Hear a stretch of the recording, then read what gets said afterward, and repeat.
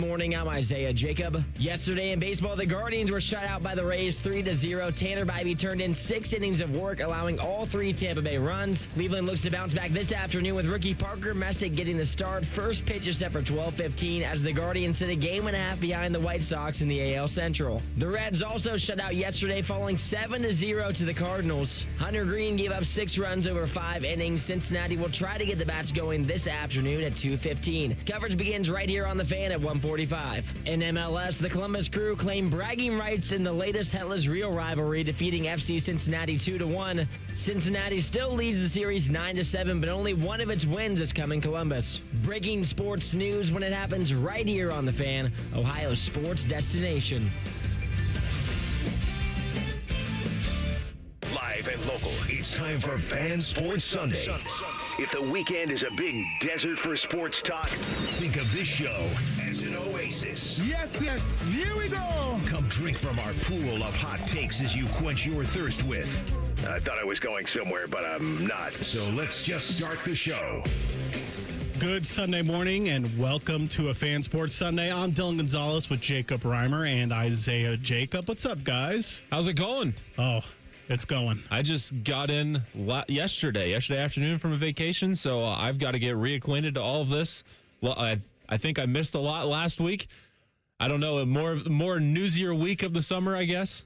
I've never felt more hate on the radio than I did this week because of the hillbillies down south, all the SEC coaches on SEC Media Days, which we'll get into plenty of that coming up in the next not quite 3 hours, 2 hours and 45 minutes. But how was your vacation? It was a lot of fun. We went down to Ocean Isle Beach in North Carolina, just right before, just like on the border of North Carolina and South Carolina, with my mom's whole side of the family. So we got a big beach house that held 30-some people. I don't know how you feel about those kind of trips. Pause. Yeah. Pause. I don't think... So the last time I went on a vacation, and I'm using quotation marks for the people listening on the radio, with my family was my daughter and my parents went to, I was born in New York, so 50% of my family lives in New York, New Jersey. We went there. I could not stand being in the same house as my parents. I couldn't do it. So the fact that people do these like big family gatherings with like their family, their extended family, and their extended family's extended family. How was that?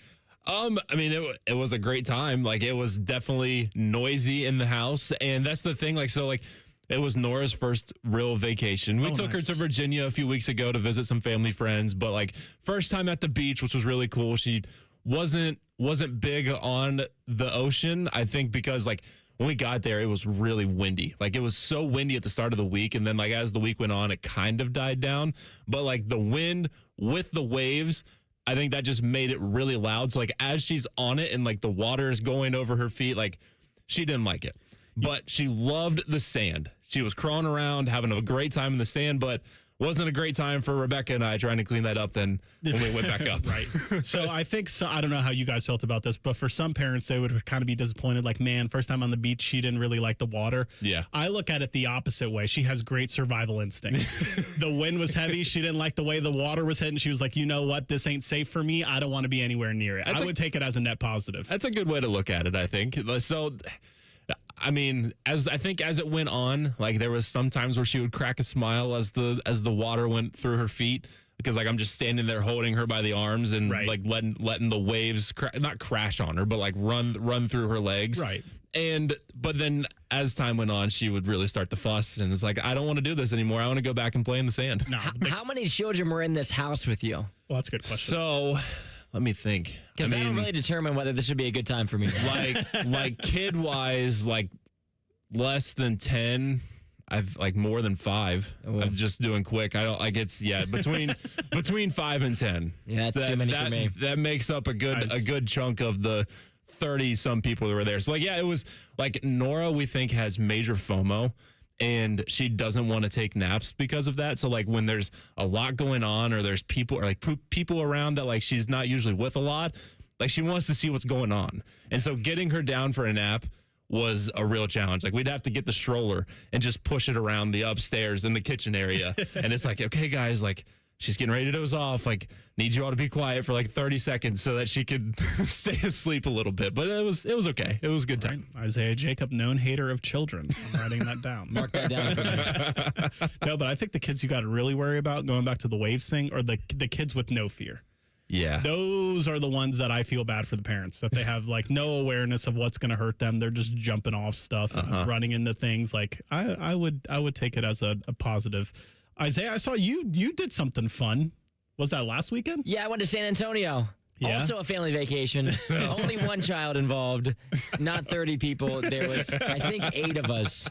We also weren't in a house together. We were all in our own separate hotel rooms at the same place. But it was a blast. We went down to San Antonio, did the river walk, hung out by the pool. It was like a relaxing family vacation. I've done like a lot of trips recently, and this one I really just wanted to focus on laying around so that when I came back, I wasn't exhausted. And I did accomplish that. There you go. Which was nice. So, like, that's how mine was supposed to be. It was supposed to be relaxing. And with a 10-month-old, it was definitely a challenge. And, like, I was going to ask you this, Dylan, because, like, when with Gianna, like growing up, if you went on any longer drives, like, did you try to plan it around her trying to sleep in the car, or like just screw it, if she falls asleep, not? You see, I personally haven't taken her anywhere far since she was like, she's 7 now. Yeah. I think when she was maybe like 1.5, I took her to Virginia Beach, and that was right while she was still napping. So it didn't matter. She was asleep for most of the trip. Yeah. It was kind of easy. I know she's been on maybe like one plane trip with her mother to Myrtle Beach. I heard she did really good on that. Okay. But yeah, I mean, I've had it easy with her, to be honest. Like, she don't, and now that she's older, honestly, I don't really take her super far away. I don't want the smoke. Yeah. I don't. I would rather do I like doing weekend trips with her. Like I said, we'll go to like New York. She's been twice for like 3 or 4 days. And that's not that bad of a drive. I like that strategy better. And I honestly was like, when she first went on the plane, I was super nervous about it. And then I heard how it went, and I was like, you know what? That might be the move. Yeah. When Nora was 4 months old, we went to Disney, and that was her first plane ride, and she slept the entire flight down and the entire flight back. So that was fantastic. And so she loves car rides too. Like, once we get in the car and we start moving, she's immediately out.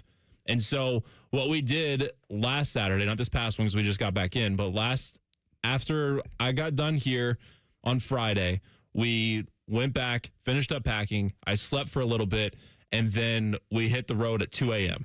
to let Nora sleep through the night. We stopped then in Chapel Hill at like 9 in the morning, met my family, my mom and dad, sister, and her boyfriend. We went to the Carolina Basketball Museum. And so, like, you guys know me, I'm a Carolina guy. So, like, I was loving every bit of that. We got some lunch, and then we made the rest of the trek down to Ocean Isle to our house with Nora, and she slept the entire drive there. So then coming home, we were trying to figure out what to do. Like, we were going to shoot to leave at 2 a.m. again. And it got to a point where it was like 9 o'clock. I'm like, all right, I'm going to go sleep for a couple hours to get ready. Well, Nora wasn't falling asleep then. And it got to like 10:30, 10:45. No. Car was already packed. So we're just like, you know what? She's going to fall asleep in the car. Let's just go. And so we left at 11 o'clock Friday night, and drove through the night and was home by 11 a.m. on Saturday morning. Did she sleep in the car? She slept the entire ride until we got to Cracker Barrel in West Virginia, when we woke her up and fed her, changed her. And we were going to stop at Cracker Barrel and was like, you know what? We still got 3.5 hours left. Like, we don't really want to wait another hour for food at Cracker Barrel, even though Cracker Barrel's great. We just went over, got some breakfast, and then made the rest of the drive home. Who was in the car with you? It was just me, my wife, and Nora. Oh, wow. Did you drive the whole way? Majority. Shout out to my wife. She did drive for like an hour there and like an hour back. So we tag teamed it a little bit, but I did majority of the heavy lifting with that. But I'm not a big long driver, so it was a big test for me. But hey, we got to point A, and then we got back to point B. So that's all that matters. We're here. I once did a full overnight drive where I drove the whole way from here to Disney. Oh my gosh. That's Yes. crazy. But that was probably almost 8 years ago now. Yeah. Probably around 8 years ago. I can't do that anymore. I would cause a pile up. I'd fall asleep and Yeah. I'd kill everyone on the highway. Because that's like a 16-hour drive, right? Not if you don't really stop. Yeah. I think it took maybe 13 and a half, 14 hours Jiminy Christmas. overnight. My goodness. But yeah. And just driving that straight shot, I can't give up the wheel if it's just me driving. I'm like that too. Yeah. I don't want anyone driving me. Unless it's the only person that I'm not pulling that move on is my dad, because he'll just tell me to shut the hell up anyway. But he's gonna drive me places if he's in the car. But besides that, I'm not giving up the wheel. You see, I think I'm the other way. I do like to drive, but I also like to sit and doom scroll on Twitter and TikTok. So I would prefer to be the passenger king, I guess, and be in that aspect of it. I can't sit over there, because if I'm taking a break, that means I need to sleep, because we've been driving for so long. That's true. And I can't sleep because I'm so anxious. Yeah. If there's any sudden stop, I'm waking up thinking we're about to get in an accident. Yeah. I cannot sleep if Eden's driving, so it just makes me push through. I might, in reality, be the worst driver in the car, but in my mind, I'm the one who's best suited to be behind the wheel. Exactly. That's the way I am. All right. This is a Fan Sports Sunday. We are going to talk some sports coming up. The biggest news this week was LeBron going to Philadelphia. We'll get our thoughts next on a Fan Sports Sunday. We know everything about you. We know you love the Buckeyes. We know you love the Jackets. We know you're wearing a red shirt.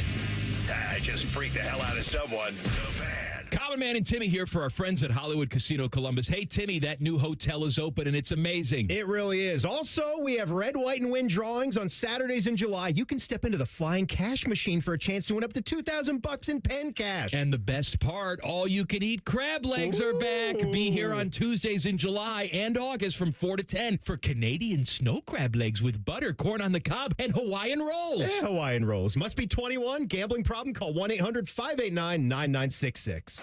From the FIFA World Cup to competitive business environments, grand ambitions lead to game-changing achievements. At Bank of America, we're there to support businesses at every step, providing insights and expertise to help you gain an edge. He shoots, he scores! What would you like the power to do? Explore winning business solutions at BofA.com/gamechangers. Bank of America, official bank of the FIFA World Cup 2026.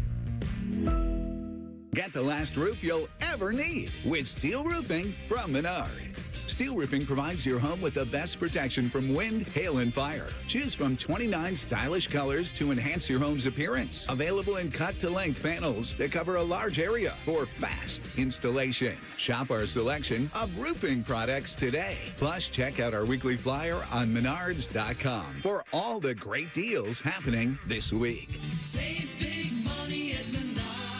Bring bold flavor to every cookout with Billiards Plus. Shop top-of-the-line grills and turn every cookout into a win. Then bring the fun inside with pool tables, shuffleboard, and more. Everything for the ultimate game room. Billiards Plus. Grills, games, and good times. Online or on Dublin Center Drive in Dublin. Get Eco. I'm Aaron Gaynor for Eco Plumbers, Electricians, and HVAC Technicians. And I'm Jerry. At Eco, if you call us to repair your air conditioner and then decide to replace it a few years later, we'll give you back the money you paid us to repair it, up to $1,500. Wait, we're giving money back now? It's like a few extra years from your air conditioner. On us. Get Eco. So, Aaron, I'm no businessman. Oh, I know. I mean, I invented the MP1 and the MP2, and you know how far those got me. I know. But how can we give people back the money they paid to repair their AC when they replace it with us later? I put the money in a piggy bank. A real piggy bank? Get Eco. Okay, it's a bank. That makes sense. I mean, it is $1,500. Get Eco. Eco Plumbers, Electricians, and HVAC Technicians. Visit geteco.com. Craving the O? Now it comes to you. For loyal fans, the O on Lane is now offering the O on the Go catering delivery. Perfect for the office or any group. Order boxed lunches or group catering right now at theoonlane.com. The O on the Go, delivered fresh, delivered easy.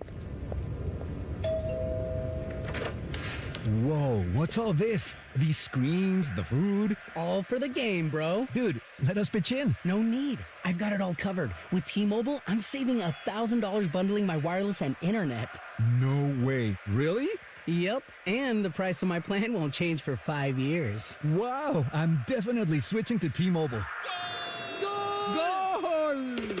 Here to score big with T-Mobile. Families save up to $1,000 a year when they bundle fast, easy to set up, all-in 5G home internet with 4 phone lines on Experience Beyond. And your plan price? Guaranteed for 5 years. Stay connected con tu gente and catch every match with T-Mobile. Join now at T-Mobile.com. Price guarantee on talk, text, and 5G data. Exclusions like taxes and fees apply. Savings based on third line free via monthly bill credits. Internet discount with $15 in monthly bill credits and auto-pay discount. Qualifying credit required. Credits may take up to 2 bill cycles and will stop if you cancel any lines or change plans. Hi, I'm Dr. Kandula, founder of Advent. We know that when you breathe well, you live better. Just ask our patient Andy. As long as I can remember, I've had issues breathing through my nose. Since starting this journey and having this procedure done, day-to-day life has just gotten better. I'm able to do all the things that I want to do without having to think about breathing. I breathe through my nose. I sleep through the night. I don't wake up with headaches. Advent can deliver long-term results in about 20 minutes with simple in-office procedures. We diagnose and treat the root cause of nasal congestion, sinus pressure, sleep apnea, snoring, and allergies. 96% of patients with severe nasal breathing issues report improvement, and most major insurance plans are accepted. Best advice I can give anybody that has sinus sleep issues, just get it checked out. Go in and have someone take a look at it. It's 100% worth it. Rothman and Ice. Being ranked as the 3rd best linebacker, is that appropriate after just 1 year in your mind? Rothman and Ice. Weekdays at noon. Sponsored by Pella Columbus. The Fan. Fan weather. From the Logan AC and Heat Services Weather Center. Staying mostly dry today for your Sunday forecast. Partly cloudy skies, highs right around 85 degrees. We do have a chance of seeing an isolated shower or two later this evening, though. Come around on Monday, highs right around 89 degrees. Kind of a similar situation, a little bit more humidity, a little bit more sunshine and warmth. I'm your 10 Weather Impact meteorologist, Lily Aldridge, with 97.1 The Fan. T-Bone and Tyvis are everything you want in a delicious breakfast. Lots of empty calories, no nutritional value. Weekday mornings from 6 to 9. The Fan. We firmly believe it's appropriate to tailgate before a youth soccer game. You're listening to Fan Sports Sunday. Yes, like Big Voice Guy just said, it is a Fan Sports Sunday. I'm Dylan Gonzalez. Jacob Reimer to my right. Isaiah Jacob behind the glass. I would love to talk about the king. Oh, goodness. The GOAT. Of course, this LeBron news had to James. happen. The biggest thing of the offseason. Yes, and happened on a Friday. I kind of figured he was going to announce it this week because as much as I think I'm going to self-declare myself the biggest LeBron apologist on the station. Like I think like Maddie has all the imaging for him, like he's got a LeBron tattoo on his leg or whatever. Yeah. I think I stand for LeBron more than Maddie does. There's an argument there, at You're least. even out here supporting Bronny and Bryce. You're asking me if Bryce is going to get any run for Arizona. I'm like, no. Last year, I'm texting Reimer. I'm like, why isn't Bryce on the floor? What is going on? Because he's not good enough. Is Bryce going to get any run this year? You see, it's an interesting aspect because Arizona, they kind of need some forwards. Yes. So there's a chance. I mean, hey, like in the bye games, like he's definitely going to get some run there. But let's get some run for baby goat Bryce James. Goodness. But I was saying, I kind of thought he was going to announce it this week because as much as I love LeBron, I admit that he's maybe the biggest attention whore on the planet. Yes. And so that was like the deadest week of sports. And it was like, well, he probably could have did it the week before, but then you got like training camps fully opening up this week. So I knew, but I was surprised he dumped it on a Friday because in our industry, if you release something on a Friday, it's because you want people to forget about it by Monday. Yeah. That's the reason why you do that. So I was kind of surprised. Like he maybe does this on like a Tuesday or something like that. So you have the rest of the week to talk about it. So now, people like are talking about him. Now because you guys were off when this news dropped. So this is your first time on the air getting to talk about it, right? Exactly. So, and I'm just thinking too, like, like for First Take and Stephen A. Like it looks like Sham's notification came at 11:30. So you're only giving Stephen A. a half hour to talk about this. Yeah, I was surprised he did that. But I mean, look, it's still LeBron. People are still going to talk about it Monday morning. I was kind of shocked he chose Philly. It seemed like, okay, so it was like Golden State. There was like the Steph connection there. Yeah. And then like, even though Draymond kicked them in the nuts, they seem to be friends now. And then, I think more than friends. Hey. Then he had obviously previous stops in Cleveland and Miami. Yeah. I wanted him to go to Cleveland. I thought they could have won a championship with him there. And it seemed more like the storybook ending. I didn't think Miami had enough surrounding him, Bam, and Giannis for him to want to go there. Well, and there was the leaked introductory press conference for LeBron on July 20th. That's supposed to be tomorrow. Okay. And also, here's the thing that we talked about on T-Bone and Tyvis about, I want to say it was a month or two ago. LeBron dropped a Nike shirt, and the tagline was Dreams and Nightmares. And I bought it while I was in Chicago. It's a half LeBron face, half lion face. Okay. And it says Dreams and Nightmares on there. Interesting. And then when he dropped the video saying that he was going to the 76ers, the song playing in the background was Meek Mill, Philly native, Dreams and Nightmares. And now I'm like, LeBron told us. He was just foreshadowing it the whole time. He told us forever ago, and no one was paying attention. Well, and wasn't it at like the Fanatics Fan Fest or something like that with Tyrese Halliburton? He said, trust the process. Yes, he dropped the trust the process line. Like he was dropping Easter eggs the whole time, and we were not picking up on it whatsoever. I mean, I don't know what you guys think about him going to Philadelphia. Honestly, when I first saw it, we were talking about it in the group chat, me, T-Bone, and Tyvis, and the first thing I said was effing weird. Yeah.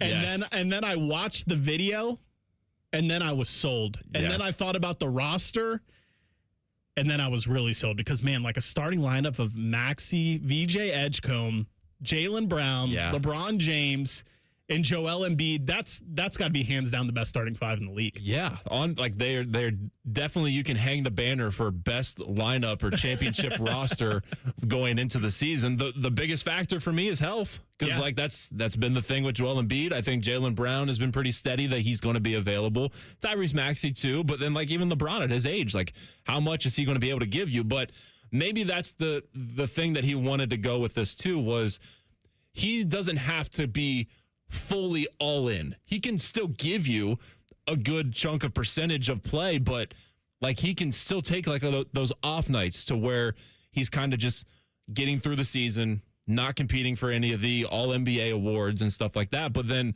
once this roster that's good enough to win a championship without him, once they get to the playoffs, then he's full go, ready to go. And like they've built enough chemistry throughout the year. He's given them enough run. And then here you go, going to compete to win a championship. So, that's, I don't know. It was very weird. I thought the Sixers could be a play because, like, we talked about it too. Like, the Cavs are on paper a great chance for him to win if he goes to Cleveland. Philadelphia, when they made the Jaylen Brown trade, it made it even better. They drafted LeBaron Philon, which I loved that for them. They got Anfernee Simons, which was a sneaky pickup too. And they got Dean Wade. So like they're even 8 deep right now. So like this is a solid roster for sure. Yeah, Isaiah, you're the big Cleveland fan. You know how I feel, Dylan. I'm distraught. Yes. Destroyed. But as the days have went on, obviously a couple days ago, I was 100% certain that he was choosing Cleveland. I was all in. I wasn't even worried. I wasn't even contemplating whether Philadelphia was an option. And now, in the days that have passed since his decision, I have found myself feeling like I'm sitting here with pie on my face because it was so obvious in my mind. Yeah. Before I was even considering the Heat more than Philly, which looking back on, idiotic. If he was going to choose the Heat, he's simply chasing a championship. Yeah. But why would he pick the Heat over the Philly? They're just better. Philadelphia is just better than the Heat are. And so there was no point where he was going to go to Miami unless you thought that 42-year-old LeBron wants to go party in Miami and he would like to live there more. In my mind, now that he's chosen Philadelphia, it makes sense. If he went the Cavs route, It was obviously for the nostalgia, making me and every other Cavs fan fall back in love with him again, which would have been incredible. It's the storybook. The storybook ending, and I wouldn't be so upset about it. A couple of years ago, I've always wanted him to come back and finish his career here, but a couple of years ago, it didn't even feel like it was realistic, and that's why it hurts more. Is because I couldn't imagine us coming off of an Eastern Conference Finals where we were like, okay, now the final piece. We need a small forward. The trend I gave you would have lined up. It's LeBron. It would have been there. But I'm sure in LeBron's mind, he thought, if I join Philly, will that team beat Cleveland? Yes. Yeah. If I join Philly, can that team compete with the Knicks? I would say yes. On the other hand, if I join Cleveland, can that team beat Philly or compete with the Knicks? And I don't know.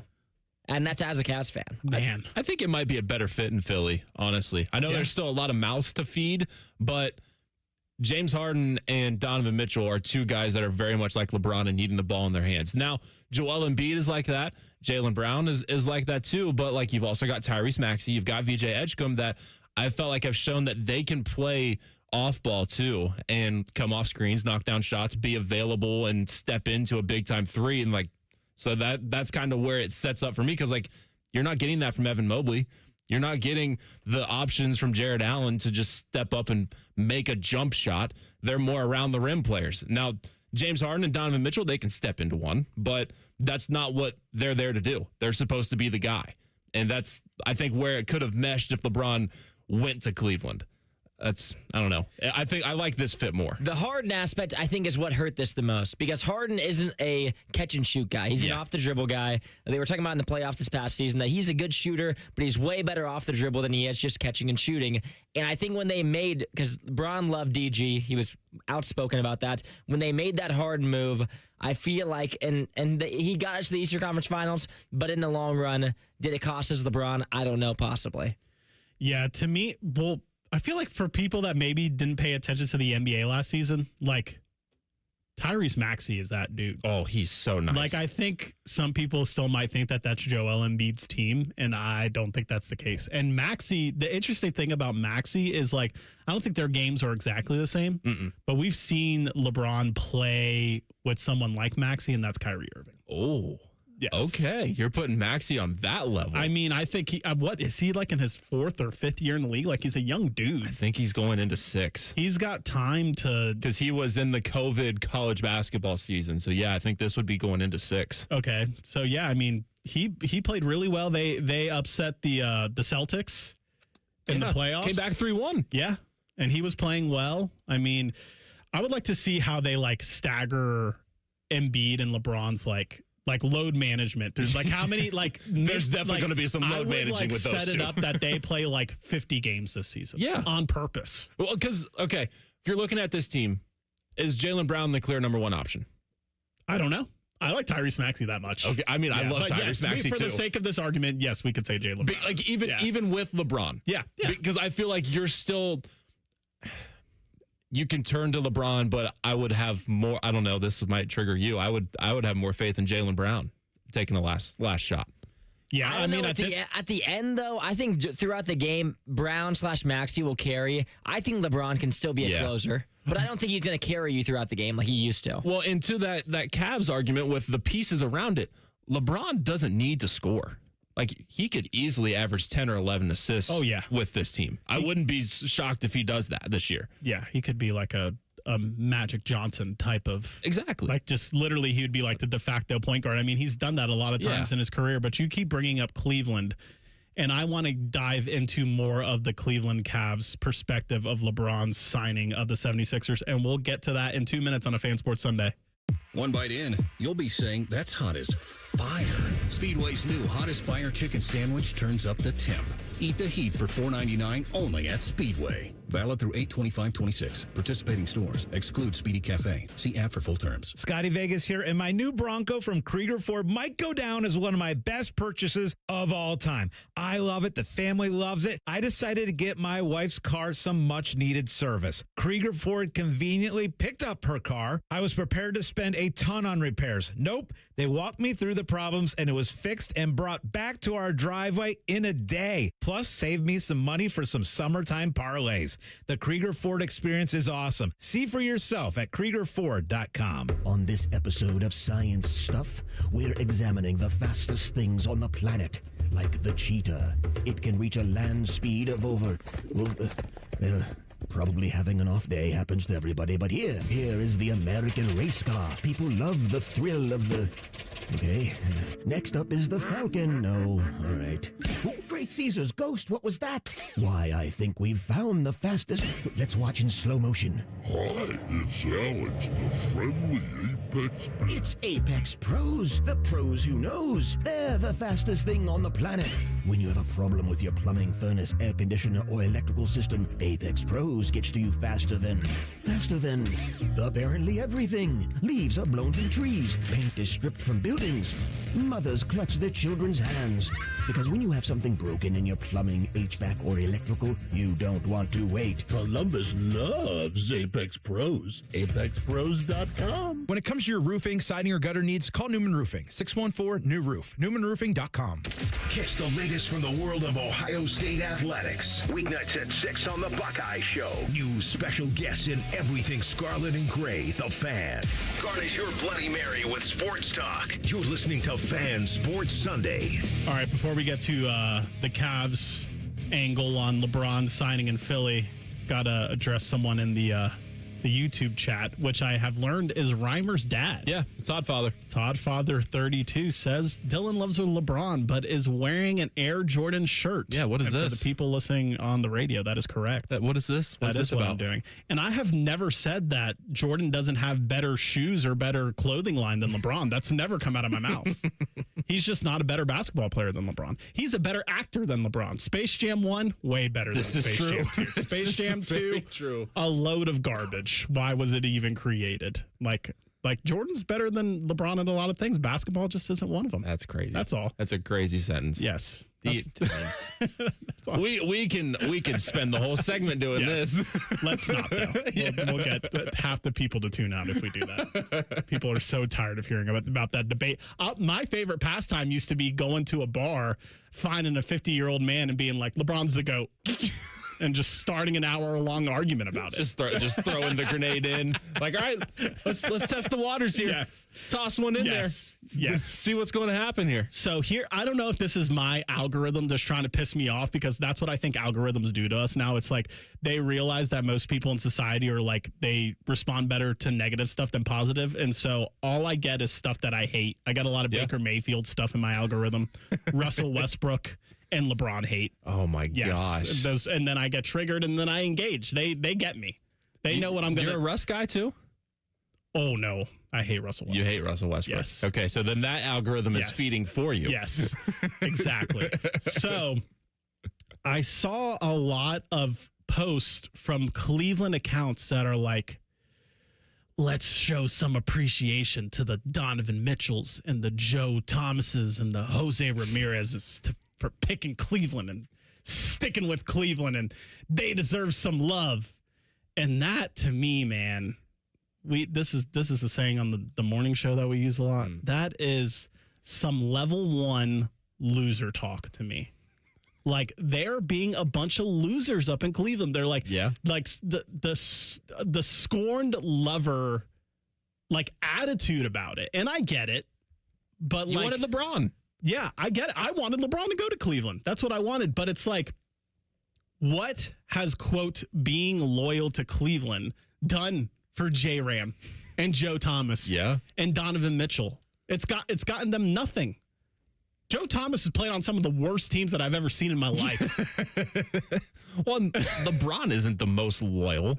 He hasn't always chosen Cleveland. This is now 3 times he hasn't chose Cleveland. Yeah. So what are we talking about loyalty here? And he's the one. He's the one who brought the championship to Cleveland. And I know there's a lot of Cleveland fans that do have that attitude, like they're not going to hate LeBron for not coming back because he brought them the championship. And I think that's the attitude that should be had, because, to quote Herm Edwards, hello, you play to win the game. LeBron is the one person who's brought a championship to Cleveland since, I don't know, Jim Brown won an NFL championship. Yeah. Like, I don't know how you can hate on that man if you're a Cleveland fan. We were having this discussion on when I filled in for Cole on Rothman and Ice a few weeks ago, and who is now the face of Cleveland? Would it be Donovan Mitchell? We put it out to a poll. Donovan Mitchell, Jose Ramirez, Shedeur Sanders, or we left it open for other. And, of course, somebody commented and said Tyvis Powell. Deshaun Watson. 10 wins. 10 wins can get you there. Goodness. I mean, that's fair if he has a great year. But I think, if I remember correctly, the poll swayed toward Jose Ramirez. Yeah. Which I feel like that's the pick. Donovan Mitchell's getting there, but it's still J-Ram. All right, before I change the conversation from the Cavs fans to the Cavs front office, Isaiah, what do you think about how Cavs fans are reacting to LeBron? Getting the Cavs fans' perspective here.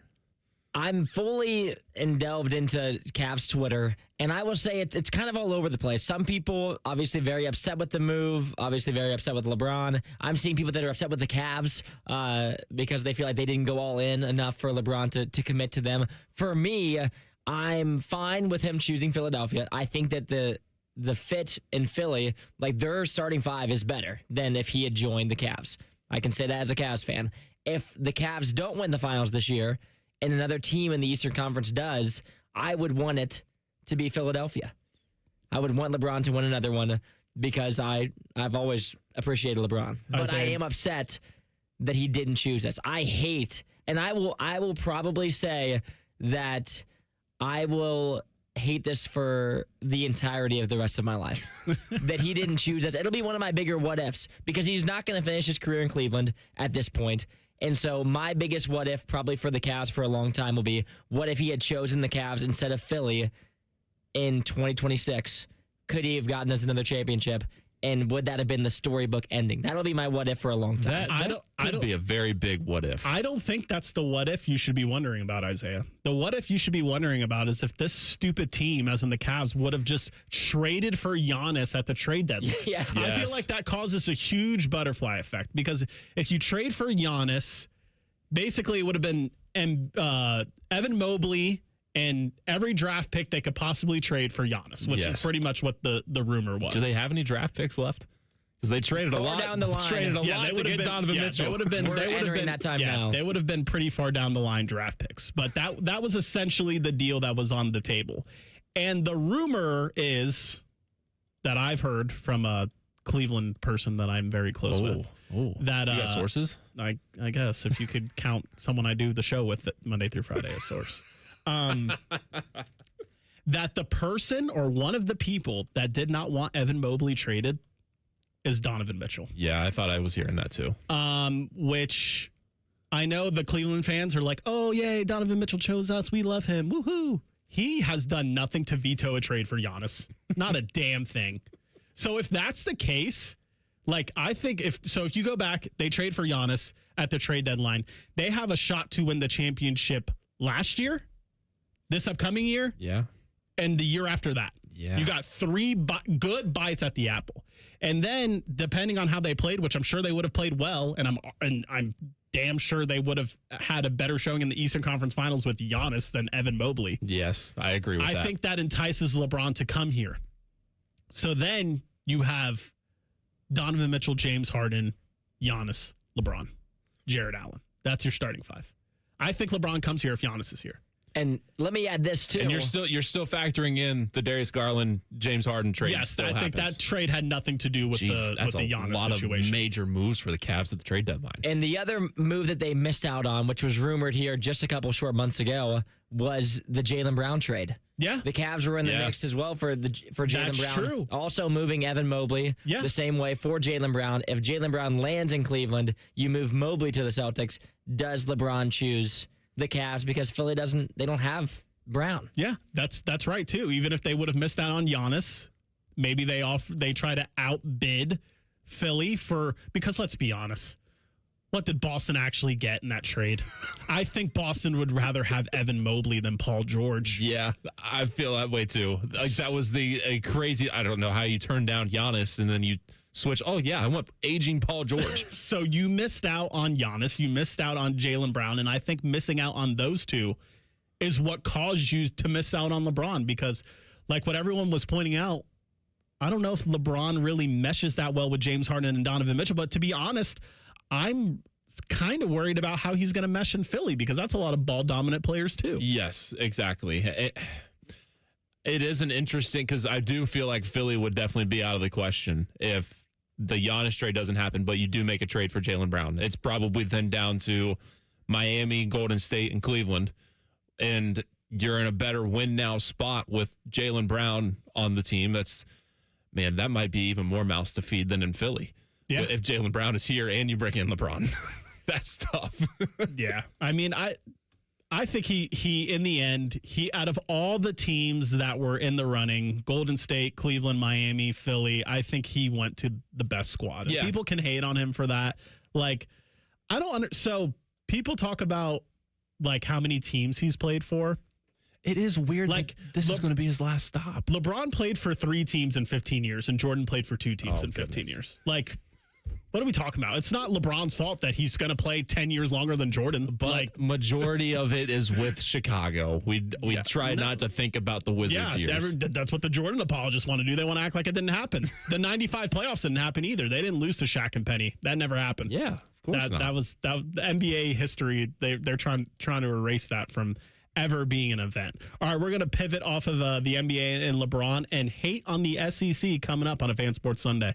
Wake up with the Fan. Eat lunch with the Fan. Go to bed with the Fan. Dream about the Fan. Then change your sheets. Gross. Ew, you guys are gross, but stick around in case I don't find anyone else. The Fan. Hello, I'm Shep. And I'm Mark. And we're the friendly board-certified entomologists from Rose Pest Solutions. Hey, Shep, I've got a riddle for you. Hit me. Why don't anteaters get sick? I don't know. Because they're filled with antibodies. You know, Mark, there are thousands of ant species that can run amok in your home. To be effective, you've got to keep them straight. The pros from Rose can correctly identify the ant and solve the problem. Protect your health and home. Call 800-966-ROSE. Rose will get the best of your pest. Enjoy more ways to save at Kroger, like low prices in every aisle. And you can clip and save more with digital coupons in the Kroger app. Plus, you can earn fuel points to save up to $1 per gallon at the pump. So it's always easy to save big. Kroger, fresh for everyone. Savings may vary by state. Fuel restrictions apply. See site for details. Did you know you can save up to $35 on your next fill-up? Redeem your points for big savings at the pump. Exclusions apply. See site for details. Kroger, fresh for everyone. It's likely you've made peace with the congestion that greets you every morning. The snoring your partner stopped mentioning. It feels unfixable, but it isn't. For most, it's a nasal breathing problem that's treatable for good. I'm Dr. Kandula, founder of Advent. Advent can deliver long-term results in about 20 minutes with simple in-office procedures. We diagnose and treat the root cause of nasal congestion, sinus pressure, sleep apnea, snoring, and allergies. 96% of patients with severe nasal breathing issues report improvement, and most major insurance plans are accepted. Wake up and smell the life you've been missing. The family picnic, the run by the lake, the fresh cut grass. Breathe deep, sleep through the night, and step into every day sharper and more present. It's time for a new beginning. It's the advent of your best life. Thank you for calling 1-800-GOT-JUNK. We make room for possibilities. We've loaded the moving van and we're leaving a ton of stuff at our old address. Can you make it disappear? All you have to do is point. Can you come right now? We're on our way. We make space for hope. We make space for dreams. We make space for what matters. We are 1-800-GOT-JUNK. Let us make room for your possibilities. We can make your house happier. And your future brighter. Call 1-800-GOT-JUNK. Or visit 1-800-GOT-JUNK.com. I thought mixing bleach with my floor cleaner would take the stain out. When my youngest ate the dog's medicine, that was a new one. I was trying to protect my garden, but I accidentally sprayed myself with pesticide. So I called 1-800-222-1222, the poison helpline. A poison expert helped me figure out what to do next. I was connected to someone who spoke Spanish. They answered my questions. It was free. It was confidential. It was real help in real time. Keep the poison experts in your pocket. 1-800-222-1222. Hi, I'm Patty, founder of Awesome Tex. I started with a big idea to give old clothes a new life by turning them into recycled fibers and threads. Everyone told me that this was going to be impossible. But Chase for Business believed in me. They gave me a lot of guidance from the beginning. Get financial guidance from bankers in the Columbus community and convenient digital tools all in one place. Learn more at chaseforbusiness.com. Make more of what's yours. Real customers compensated. JP Morgan Chase Bank, N.A. member FDIC. Need a roof you can count on? Ramos Roofing has protected homes and businesses throughout Ohio for almost 20 years. Whether it's a leaky roof, storm damage, new siding, or new gutters to protect your foundation, Ramos Roofing delivers quality materials, professional installation, and honest service every time. Get your free roof or exterior assessment today and ask about Ramos Roofing's no-interest financing options. Call 614-761-7663 or visit online at ramosroofingohio.com. I'm Yolanda Harris. I'm a journalist at 10 TV News. I don't just report about our community, I belong to it. And that's why we care so deeply about getting it right. And when local journalism is done right, it moves. It moves you to act, to verify, to volunteer. And yes, it moves your heart through the kind of human storytelling that stays with you wherever you are. And at 10 TV, we're here for all of it. These are the stories that move Central Ohio. My name is DeMar Hamlin. I play for the Buffalo Bills, and I play safety. CPR saved my life. I've teamed up with the American Heart Association as a national ambassador to help create a nation of lifesavers, turning bystanders into lifesavers through CPR education and access to AEDs. Nearly 3 out of 4 cardiac arrests that don't happen in hospitals happen in homes. Join me to ensure everyone has the chance to live longer, healthier lives. Visit heart.org/nation. Common Man and Timmy are inviting select jabronis to the station for pizza. Hey, that could be you. Email goodcleanboy@gmail.com and tell us why you should be chosen. Presented by Billiards Plus and sponsored by Paisano Peppers. The Fan. All your favorite fan shows are available when you want them. Head to 971thefan.com and hit that subscribe button. The Fan, Ohio sports destination. Live, local, and still slightly drunk. I'm not drunk, all right? I just have a speech impediment. This is Fan Sports Sunday. Along with Jacob Reimer and Isaiah Jacob, I'm Dylan Gonzalez. And when it came to preparing for shows this week, I have never done it with a higher frustration level. And it's because every time I looked for content for the show or for the shows, it was just SEC coaches pissing me off. Oh, yeah. That's all it was. And I didn't know how I wanted to go about playing this audio for everyone. And I've decided that I just want to do it somewhat chronologically. Okay. So we're going to start out with day one of SEC Media Days, where the main point was about them breaking away from the NCAA. And here's their commissioner, Greg Sankey, on that. So they're real. People have talked about that. They've opined about the frustrations that bring them to the point of saying we should look at something significantly different. I do not believe that is a leverage point. I think that's just honest communication. And so understand that beneath the observation is frustration. But I also know the pride with which I spoke of 13 national championships, and there is meaning and value. And I do think a national expectation that we participate in a national organization. But that national organization must function in a healthy manner. All right, I got plenty to say on that. But Kirby also added to that, and then after that, we'll react. Yeah, I've actually been saying that for a long time to our president and our administrators that, you know, my frustration is I sit in a meeting and so many times I sit in a meeting, and I learned this, I think 11 years ago, my first SEC head coaches meeting. I had a coach tell me, we will not get anything done in these meetings because we don't have any power or any control. We sit and say what we want, but that doesn't necessarily come to fruition. So I've learned that, you know, until we get governance and we have someone that actually has the power to make decisions, or we can make decisions within our own community, we're not going to have much control. And that's unfortunate, but that's where we sit right now. And if that's the best alternative to get everybody playing by the same rules, then I would want to do that. That was Georgia coach Kirby Smart, who I think kind of had like the more logical take on the situation, but still just the rhetoric of them breaking away. What do you think about it, Reimer? So this is good for me because I missed all of last week, and doing it in this order is helpful because like I'm just taking it all in, and I feel like I'm you listening to it all in real time, and like it bothers me because I'm just like that last bit from Kirby. Why do they need to have the power? Why do they need to be in control of everything? Like, to me, that doesn't make sense. Like, it's all one entity in college athletics. It's all one. Like, the SEC doesn't, like, they shouldn't be that much above everybody else. Now, yeah, they have the most teams. So does the Big Ten. The Big Ten's won the last 3 national championships. Sure, the SEC's had a lot of great runs, some dominant teams, but like, are we like just talking about being like Live Golf and just breaking away yourself and just doing your own league and just being completely different from college athletics? Like, what else are they going to be doing? Who else are you going to be competing against? You're just going to be competing against yourself.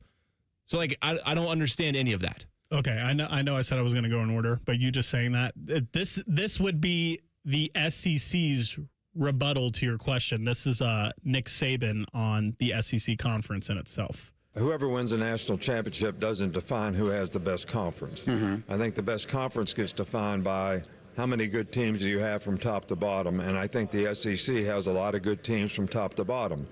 So I do think that the Big Ten has had 3 really, really good football teams. I mean, Michigan had a great team, beat us in overtime in the playoffs, 3 years ago. Ohio State, Indiana, they had really, really good teams.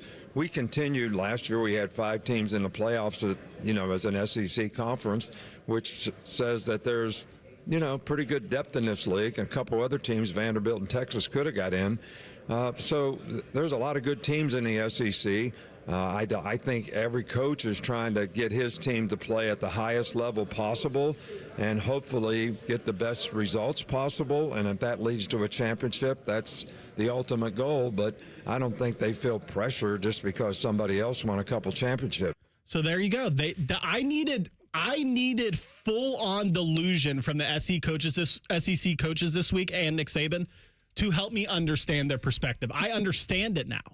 The reason why they think they can break away, the reason why they think they're still the best conference, the reason why they think this is still 2006 to 2021 is because they don't think that winning the national championship makes you a better conference. They don't think, in their mind, it doesn't matter that the Big Ten has won the last 3 football national championships. Yep. They think that they're the deeper conference. They think that their floor is higher than everybody else's floor, which it matters to them. They moved the goalpost. They're so delusional. They have convinced themselves because from their dominant run from 2006 with like Urban and his Florida teams going to Nick Saban, and then, even like an LSU team with Joe Burrow, like, yeah, they had the best teams in college football for a nice 15-year span. Yeah. And that was what they hung their hat on was, hey, we're winning natties every other year. And that's why we're the best. And as soon as that went away, they all got together and they said, what can we say now? And now what they say is, oh, we're deeper than everybody else. Just because Indiana won the national championship, just because Ohio State won the national championship, just because Michigan won the national championship, doesn't mean they're better. They just had one better team for the past 3 years. And it's like, what do we play the game for? Do we play the game to have most of the great teams in college football, or do we want to crown a champion? Yeah. That should be the ultimate goal. And them having like, oh yeah, we had 5 teams in the playoffs last year, and you still bitch and want more. You thought you should have had 7 last year. And I'll tell you what, Nick, if the SEC would have had 7 last year, they still wouldn't have won the national championship. I had no faith in Texas or Vanderbilt running the gauntlet of the college football playoff. Texas lost to Florida, who was not good, and they almost lost to Mississippi State, who hadn't won a SEC game in 2 years. But that doesn't matter, Reimer, because the only reason why Texas didn't make the playoffs is because they scheduled Ohio State. If they wouldn't have made that massive error, according to Sark, then they wouldn't have been in that situation. They should just play. The SEC schedule is just so tough, Reimer, that it was just, why did they even schedule Ohio State? They play 8 tough games, now 9 tough games as it is. Yeah. They shouldn't even have to schedule a tough out of conference Power 4 opponent. They don't need to be doing that. The SEC, they just beat themselves up year after year after year in SEC conference play, and that's why they haven't even been in the game the past 3 years, Reimer. It's because their conference is too tough. Yeah. Get on board. I think you just convinced me. I think I might have to be there. I don't know what I'm missing out on. But I know, hey, we had some of these matchups last year. Just in the bowls. No, they don't matter because they're not trying. Yeah, everybody sits. Unless they win. But then they tried. But when they lose, they didn't try in the bowls. You had Missouri playing Virginia. Virginia won 13-7. Fantastic game there. Oh, man. LSU against Houston. Houston wins 38-35. I know these aren't Big Ten versus SEC, but those were two pretty good teams in the SEC last year to their perspective. Well, we did get it. Iowa beat Vanderbilt. Exactly. Illinois beat Tennessee. Beat Tennessee. Yeah, we got it. Yeah. We know what happens when these teams match up. We know the success in the college football playoff. We've seen what Ohio State beat Texas in the semifinal. Exactly. Iowa hung 34 on Vanderbilt's head. Iowa averaged less than 20 points last year. And then what else happened when we saw a Big Ten SEC matchup in the playoffs? Indiana and Alabama belt to ass in the Rose Bowl. Man. And here's the thing. Here's what's really disappointing to me. I expected this out of all the current SEC coaches. Yeah. I did not expect Nick Saban to come out and be like, hey, guys, we still have the best conference. I wanted him to come out and be like, look, when I was at Alabama, I was winning natties. What, he win 5-6 there? Something like that? Something like that, I was winning national championships. Why aren't these coaches winning national championships? In order for the SEC to get back to what it once was, someone needs to win the national championship. Yes. That's what I thought Nick Saban would say. Not, just because you beat us doesn't mean you're better than us. What the hell is that? What is that? Okay, so we want to look at this year, and the Big Ten is still taking up majority of the top 10, top 5. So what does that have to do with it? Indiana's a projected top 5 team. Ohio State, we know. Oregon, right there. Yeah. And here's look, you can argue that during the regular season, Ohio State, Indiana, and Oregon were the best 3 teams in the country last year. Yes. For the sake of argument, let's say Georgia's better than Oregon. So Ohio State probably had 3 of the 4, or the Big Ten had 3 of the best 4 teams in college football last year. How far down the line do we need to go for depth of conference? Okay, we're going to argue that the SEC's 4th best team is better than Iowa? No, Who Dylan. gives a damn? We need to go down to 13 and 14. Yes, because Kentucky would be a favorite over Purdue. The SEC is a better conference. Yeah. That's what they're at. That's where they're at. Hey, why don't we schedule the game? Why don't we have that happen? Let's have settle it on the field. This isn't an original idea, but I've been pounding my fist on the table. Big Ten SEC challenge in football. I was just about to go there. Why not? Why not just do it? If you're the 2 best conferences, just do a challenge. The field is expanded, so the games truly don't matter anyways because everyone's still going to be able to get in. Why not just do it? A Big Ten SEC challenge. We get it in basketball in the ACC, SEC. Just do a Big Ten SEC challenge, settle it on the field, and then the winner gets some kind of trophy or something like that. That might be the end of every other conference being a part of NCAA football. Yeah. That would be the beginning of the Big Ten and SEC saying, hey, we're going to play each other. Big 12, ACC, maybe you guys just do something else. Hey, everyone gets nine conference games now, so you've got 3 to play with. You got 3 to play with. It. And then, you just do it from top to bottom. The better teams play the better teams, and you go all the way down until you get Purdue playing Kentucky.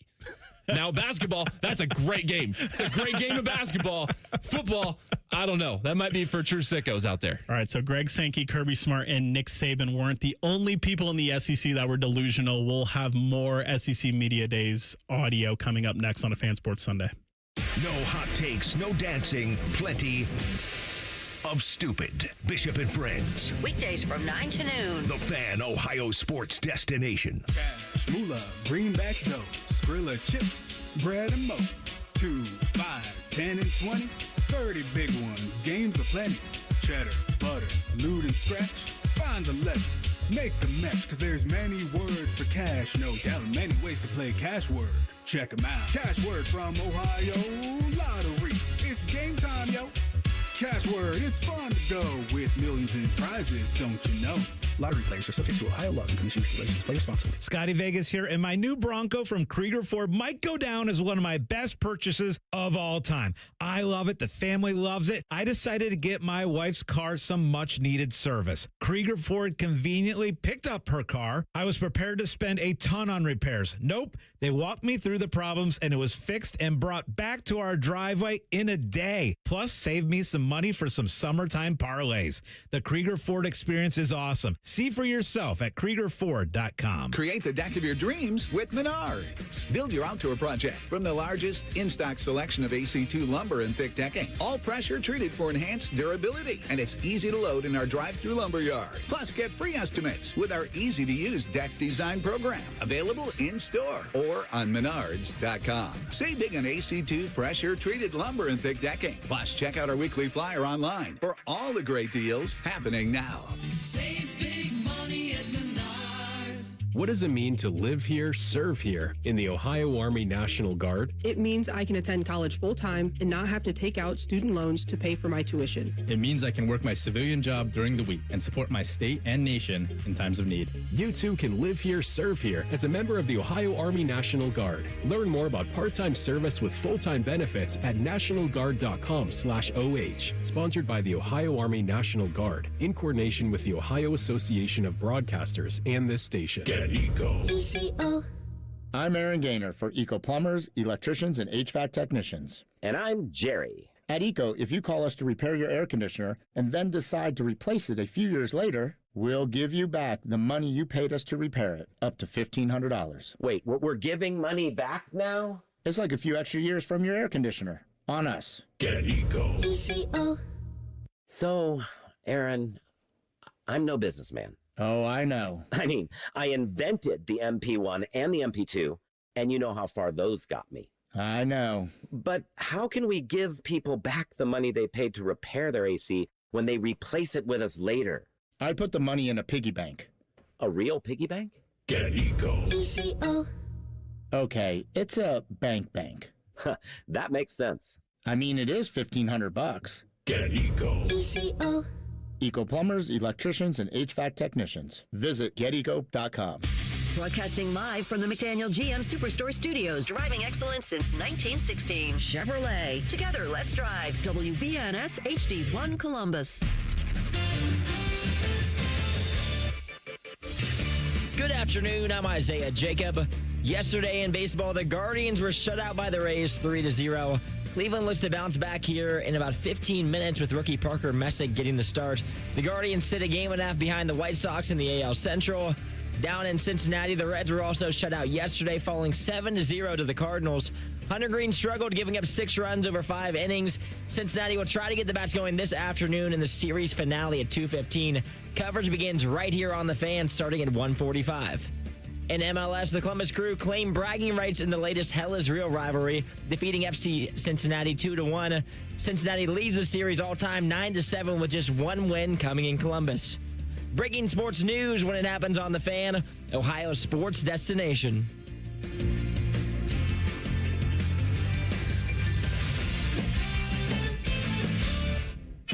During weekend programming, pants are optional.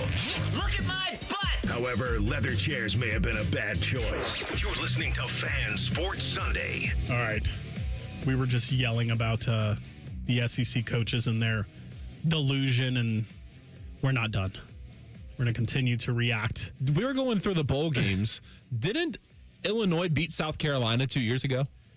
Yes. That's what I thought, because there was like the back and forth between Bielema and Beamer And during Brett the Bielema game. just fired back on Twitter at Nick Saban. Oh, boy. At the quote. And he just had a screenshot of his past 2 bowl games. And he said, I'm glad you brought this up, Coach. I love this. And it was his 2 dubs over the SEC because he beat Tennessee this year and then South Carolina the year before. See, this is why we love Illinois. Brett Bielema is the guy. So known Buckeye show. We're big Illinois guys. We love ourselves some Bielema. the thing with that, so I was talking to Joshua Perry, who's going to be at Big Ten Media Days. Ooh. And I said, there's no way that Big Ten Media Days is going to be as entertaining as SEC Media Days because the Big Ten coaches are sane. That's what I said to him. And he said, the only shot we have at any entertainment is Brett Bielema. Yes. Yeah. Because, like, we know Ryan Day is going to hold himself back from anything. Like, he's intelligent. He's a smart guy. He knows to not step into those waters. I feel like Cignetti, he started out hot with the old Google Me and stuff like that. Right. So maybe he could deliver some shots, but I still don't see it from Sig. 100%, it's Bielema. Yeah. I think we got a shot with Sig. I forgot about him. He might be a little like tamer since they're coming off the national championship. He doesn't have as much to prove. I think Dan Lanning should come out and say Oregon's been the best team in the country the last 2 years. They've only lost to national championship teams. That's what I want him to do. If we're just going like full on delusion and like stuff that doesn't actually matter, like hypothetical, we're better just because. That's what I want Dan Lanning to say. Maybe analytically they're national champions back-to-back years. Yes, that's what I want him to say. Ask Kenny Atkinson how that's fared for him. I saw that analytically they acquired LeBron. Yeah, I saw that too. That might be one of the greatest tweets of the year. All right, let's bring this back to the SEC media days. Ohio State did come out of someone's mouth, and it was to no one's surprise, Steve Sarkisian, who has been talking about Ohio State all offseason. Any podcast he's been on, anytime a microphone or a phone has been put in his face, he has talked about Ohio State, and he kind of just said more of what he's just been saying the whole offseason. Last year, surely we're in a Let me start that over. If we beat Ohio State last year, surely we're in a much better position when it comes to the playoffs. But on the other side of it is, if I don't play Ohio State and I play Jones Junior High, and we're 10-2, and our 2 losses are to Georgia and Florida, we're a playoff team. But like anything in this world, if you want to be really good at something, you got to take risk. There's a lot of value in that win if you can get the win. And so is the juice worth the squeeze or not? That's what we're all tasked with. And so I don't know yet about Notre Dame. We'll see. Because I think the committee's got to show us what happens now and what's the value that they're placing on strength of schedule. And are we going to let a 9-3 team in as an at-large? We'll find out. And I think that this year is going to be a great test to that of what that looks like. You stupid son of a bitch. First of all, that question or that answer stemmed from the question of like, hey, do you guys still want to play Notre Dame? And basically what he said was no, because we lost to Ohio State and we got punished for it and didn't make the playoffs. That's essentially what he said. And he says, hey, if our losses are just to Florida and Georgia, we still make the playoff. Hey, if your losses are just to Ohio State and Georgia, you still make the playoff, you dummy. I don't understand why he keeps saying this. It's really pissing me off. Yeah. I don't understand why he keeps going back to the reason we didn't make the playoffs is because we lost to Ohio State. And now we don't want to play to Notre Dame just in case we lose. Like, he wants all of the credit for beating a team like Ohio State and Notre Dame, but like none of the negative consequences of losing a game on a football field. Like, they just want to be able to schedule those guys and then it not matter. And like, a lot of people are like, oh, we want to see these bigger non-conference games because that's what the fans want to see and yada, yada, yada. The reasons why the fans want to see it is because it has consequence and it matters. The reason why Texas and Ohio State had so much hype because there was a possibility that the loser wouldn't make the playoffs. And guess what? That's what happened. Yeah. So the fact that he just was like, hey, we want to be able to play these teams, but we want the committee to admit that it's a tough game and not punish us at the end of the game. What are we talking about? You lost the game, and it deserves to have negative consequences. It's loser talk. It's straight up loser talk. I have no like worry about Texas being Ohio State after hearing Sark whine the whole season. No, it's like gonna there's be no bulletin way board a material dude for like those guys. that. There's no way a dude like that is gonna beat Ohio State. No, it's like, you know what? It wouldn't have mattered if they lose that game to Ohio State and they just win the rest of their games. We wouldn't be talking about this. We wouldn't have this stuff from Sark because they still did lose 2 games. And I'm sorry, I'm looking at the playoff right now. If you just lose to Ohio State and you have 2 losses, I don't know that they're still in. Well, I would think because of how bad the losses that they had were. Florida and what could have been Mississippi State was not good. Like, those are awful games. Florida was awful last year. You still lost that game. They almost lost to Kentucky. They almost lost to Kentucky. They weren't a great football team. Let me ask you this too, Dylan. I've heard some people talking about the Texas game for this season And some people think that it's kind of hay in the barn. Like, we already beat them once. Maybe Ohio State, if they lose to them this year, it's not that big of a deal. So the three big games everyone's been highlighting are Oregon, Indiana, and Texas. Rank how badly you want to beat each of those teams, 1 to 3, Oregon, Indiana, and Texas. Because Texas, for me with Sark, they're rising. I used to think, you know what, Tay in the barn, we already beat them. But they're almost number one for me now, just because we're not going to play them for a long time. And I just want to sweep them and not talk about them for like 6 years. I'm a big Arch Manning fan. I don't care. I hate Sark more. Yeah. I don't want him to have any legs to stand on when it comes to this argument he's been making the whole offseason. And I think I almost don't want them to make the playoffs again. I'm a huge, would be great. Huge Arch Manning fan. Goodness. I love the Manning family. You know what? Let them miss the playoffs because I want Sark to be wrong that much more. Imagine if they get 3 losses again, one of them being to Ohio State. Well, yeah. Oh, it's going to happen again. If we didn't lose to Ohio State. And you know what they're doing? They're politicking because, and I don't know. I don't know if we're going to get to all the audio we wanted to get to because it's just so much, and they're all basically saying the same thing. Yeah. But you know what? I'll play it real quick. Here's what Lane Kiffin had to say about 9-3. I just think that it's going to cause issues that we've already seen until we can get into a world where people can actually look at teams and say that team that is 9-3 with their schedule is a better team than that 11-1 in a different conference, which now I think we aren't even close to doing that. I think it causes a problem. I understand what he's saying. But at some point, why are we even playing regular season games? Then let's just skip to the playoffs and let's just have the top 12 teams in the ranking just play because those are the best rosters. Yeah. So obviously there's teams in the SEC and the Big Ten that lost some games in the SEC and the Big Ten that are better than the ACC and the Big 12. I completely understand that. But at some point, when are we going to look at what happened on the field and not just go based off of who has the better rosters? Yeah. This is why I'm asking, why do they have to have all the power? Why do they have to have all the control? Because the way that the format is set up right now, you still have to appease for a Big 12 champ.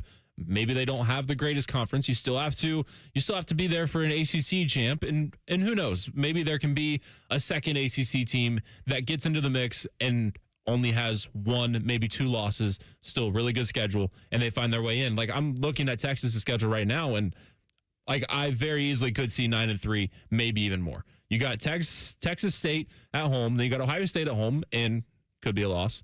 UTSA should be a win. At Tennessee, could be a loss. Oklahoma could be a loss. That's the shootout game. Ole Miss at home, that won't be easy. They have to play at LSU and at Texas A&M. Like, there's a potential for a lot of losses on this schedule.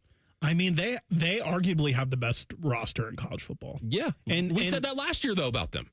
And they got Cam Coleman in the transfer portal, who was probably the biggest transfer acquisition that there was. You've got Arch Manning coming back. You got Colin Simmons on that defensive line. Like, they have no excuses to not make the playoffs this year. And I know a lot of people want to say Sark is on the hot seat.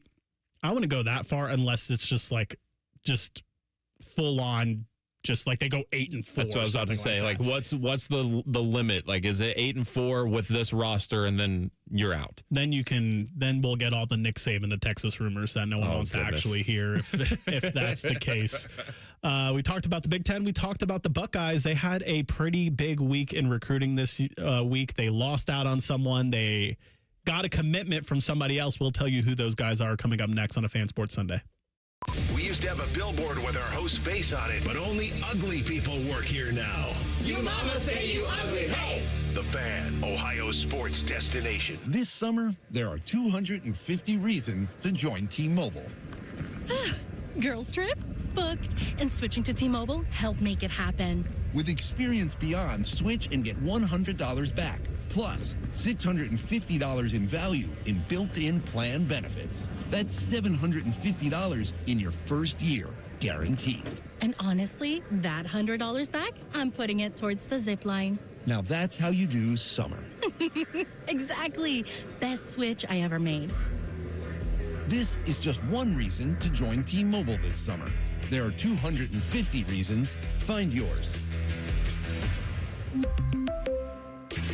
Savings based on the value of benefits included with Experience Beyond, like entertainment and 1 year of AAA Classic and Dash Pass on us. Benefits may require activation. See plan for details. Get $100 via virtual prepaid MasterCard with eligible ported, no cash access, and expires in 6 months. Issued by Sunrise Banks, NA member FDIC, allow 8 weeks. Hi, I'm Patty, founder of Awesome Tex. I started with a big idea to give old clothes a new life by turning them into recycled fibers and threads. Everyone told me that this was going to be impossible, but Chase for Business believed in me. They gave me a lot of guidance from the beginning.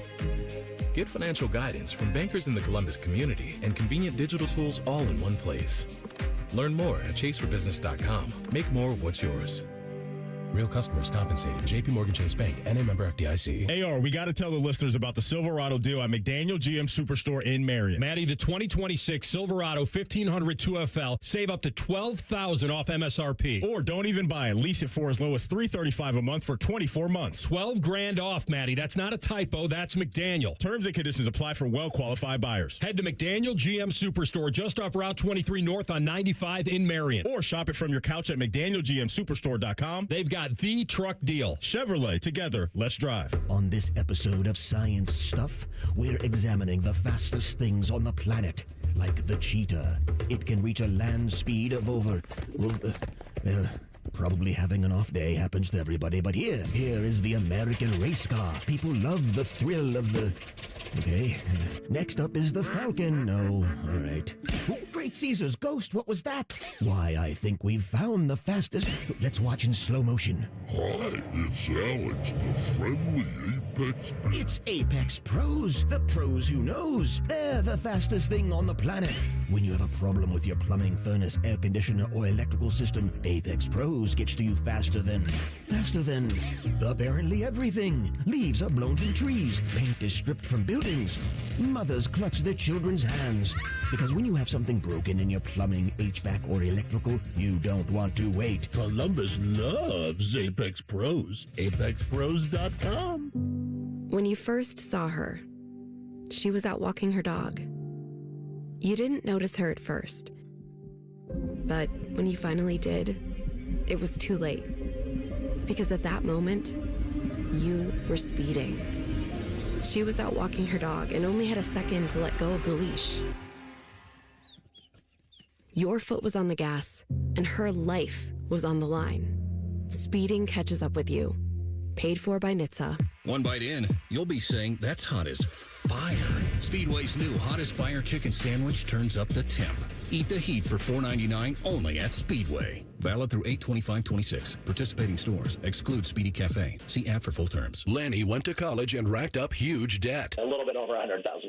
For a degree he couldn't use, now what? I had a friend that went to my computer career. They even helped him get hired immediately after graduation. One of the things I love about IT is that you can work from anywhere you want. You could become an IT pro in just months, including cybersecurity and the basics of AI with zero experience at mycomputercareer.edu. My Computer Career, an elite CompTIA certification partner. It worked for me, and I know it can work for you. This is one student's experience. Individual results vary. Hey, it's Timmy Hall for Central Ohio's most trusted orthopedic practice, Orthopedic One. A couple years ago, I felt like I was breezing through life. I was tearing through rounds of golf, and it hit me. Excruciating hip pain. Hip that would not go away until I saw my friends at Orthopedic One. Then, bye-bye pain. So if you're dealing with constant pain or you suffered an injury, start with the specialist. Start at orthopedic1.com. There's no referral required, and there's several convenient locations in Central Ohio. Schedule your appointment at orthopedic1.com. For over 30 years, Newman Roofing has earned the trust of homeowners by putting customers first and giving back to the communities we serve. From roofing and siding to gutters, every project gets the white glove treatment. Call 614-NEW-ROOF or visit newmanroofing.com. Bobby Carpenter was voted Best Talk Radio Personality by Columbus Monthly Readers. Catch Bobby daily on Morning Chew, 6 to 8 a.m. on the Fan's YouTube channel, the Fan app, and on demand on the 10 TV streaming app. Oh, and Tito's there too. Fan weather. From the Logan AC and Heat Services Weather Center. Staying mostly dry today for your Sunday forecast. Partly cloudy skies, highs right around 85 degrees. We do have a chance of seeing an isolated shower or two later this evening, though. Come around on Monday, highs right around 89 degrees. Kind of a similar situation, a little bit more humidity, a little bit more sunshine and warmth. I'm your 10 Weather Impact meteorologist, Lily Aldridge, with 97.1 The Fan. Matty Ice has a large tattoo on his calf of LeBron eating a lion. I have nothing else to say. Rothman and Ice. Weekdays from noon to 3. The Fan. Sports talk, weekend style. You're listening to Fan Sports Sunday. All right, so we got some news pertaining to Ohio State's 2027 recruiting class.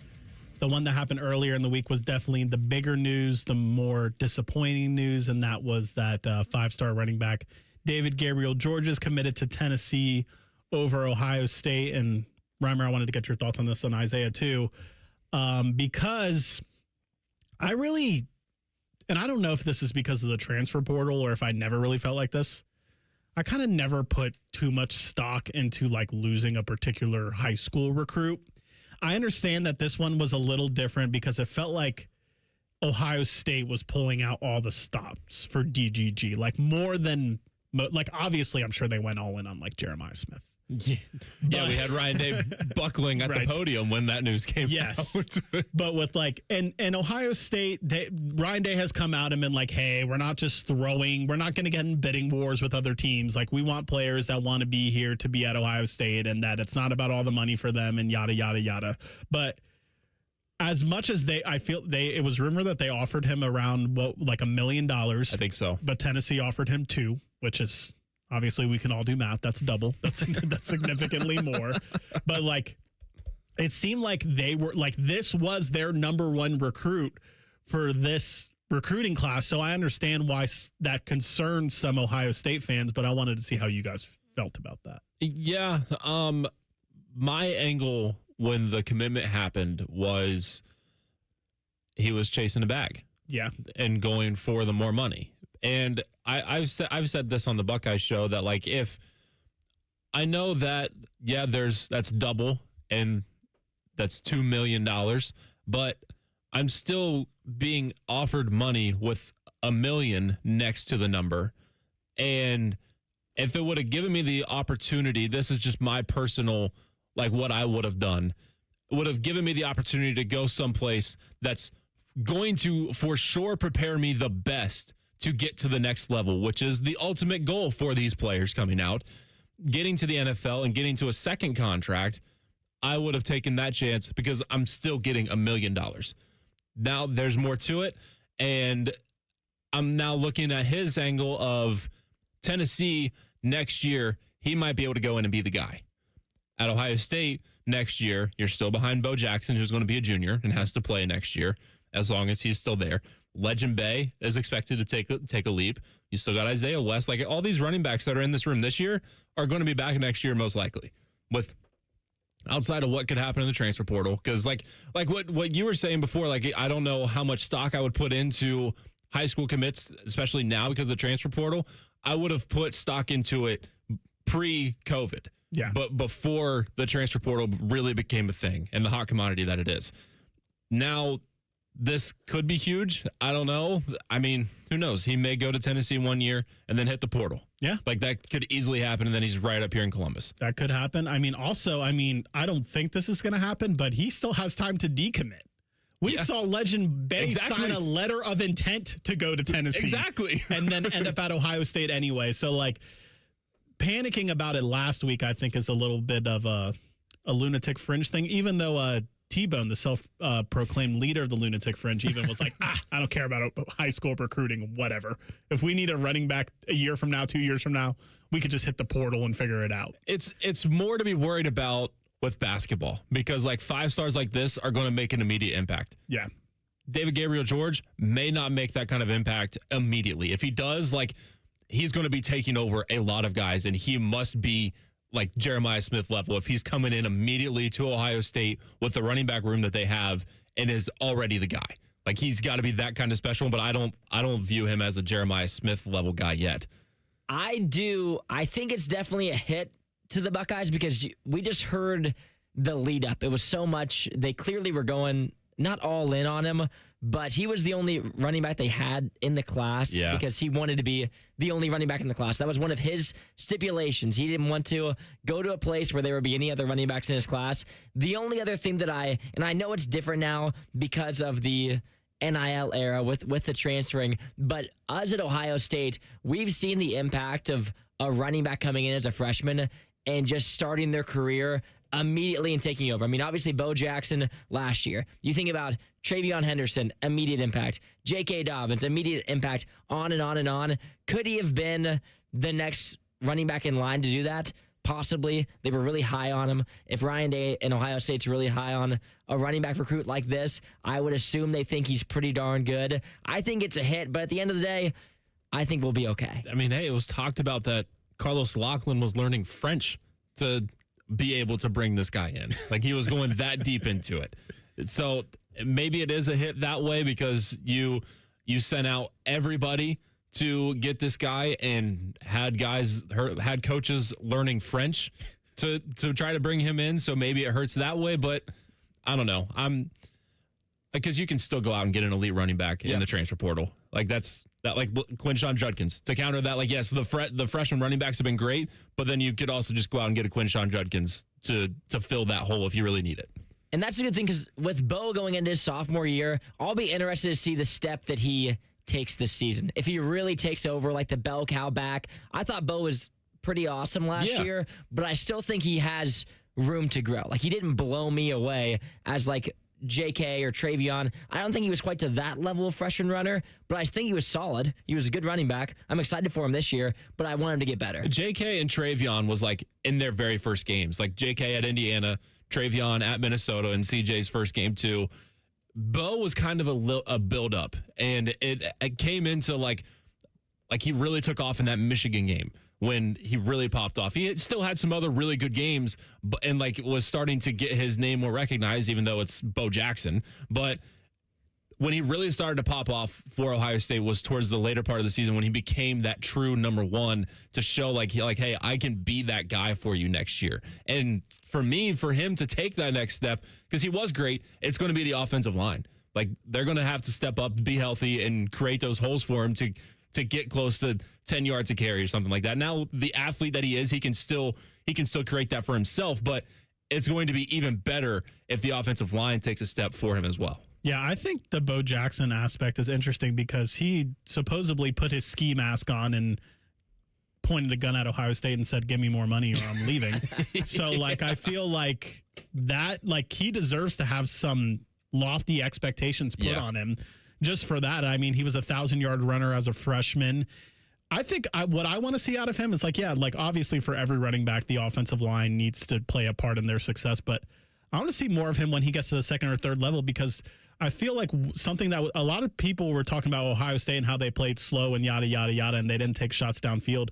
Well, it's not like they had like big plays in the running game either. Yeah. Like, I saw Bo Jackson get caught from behind a lot, and there was never really you never saw like those like 60-yard touchdown runs last year. Right.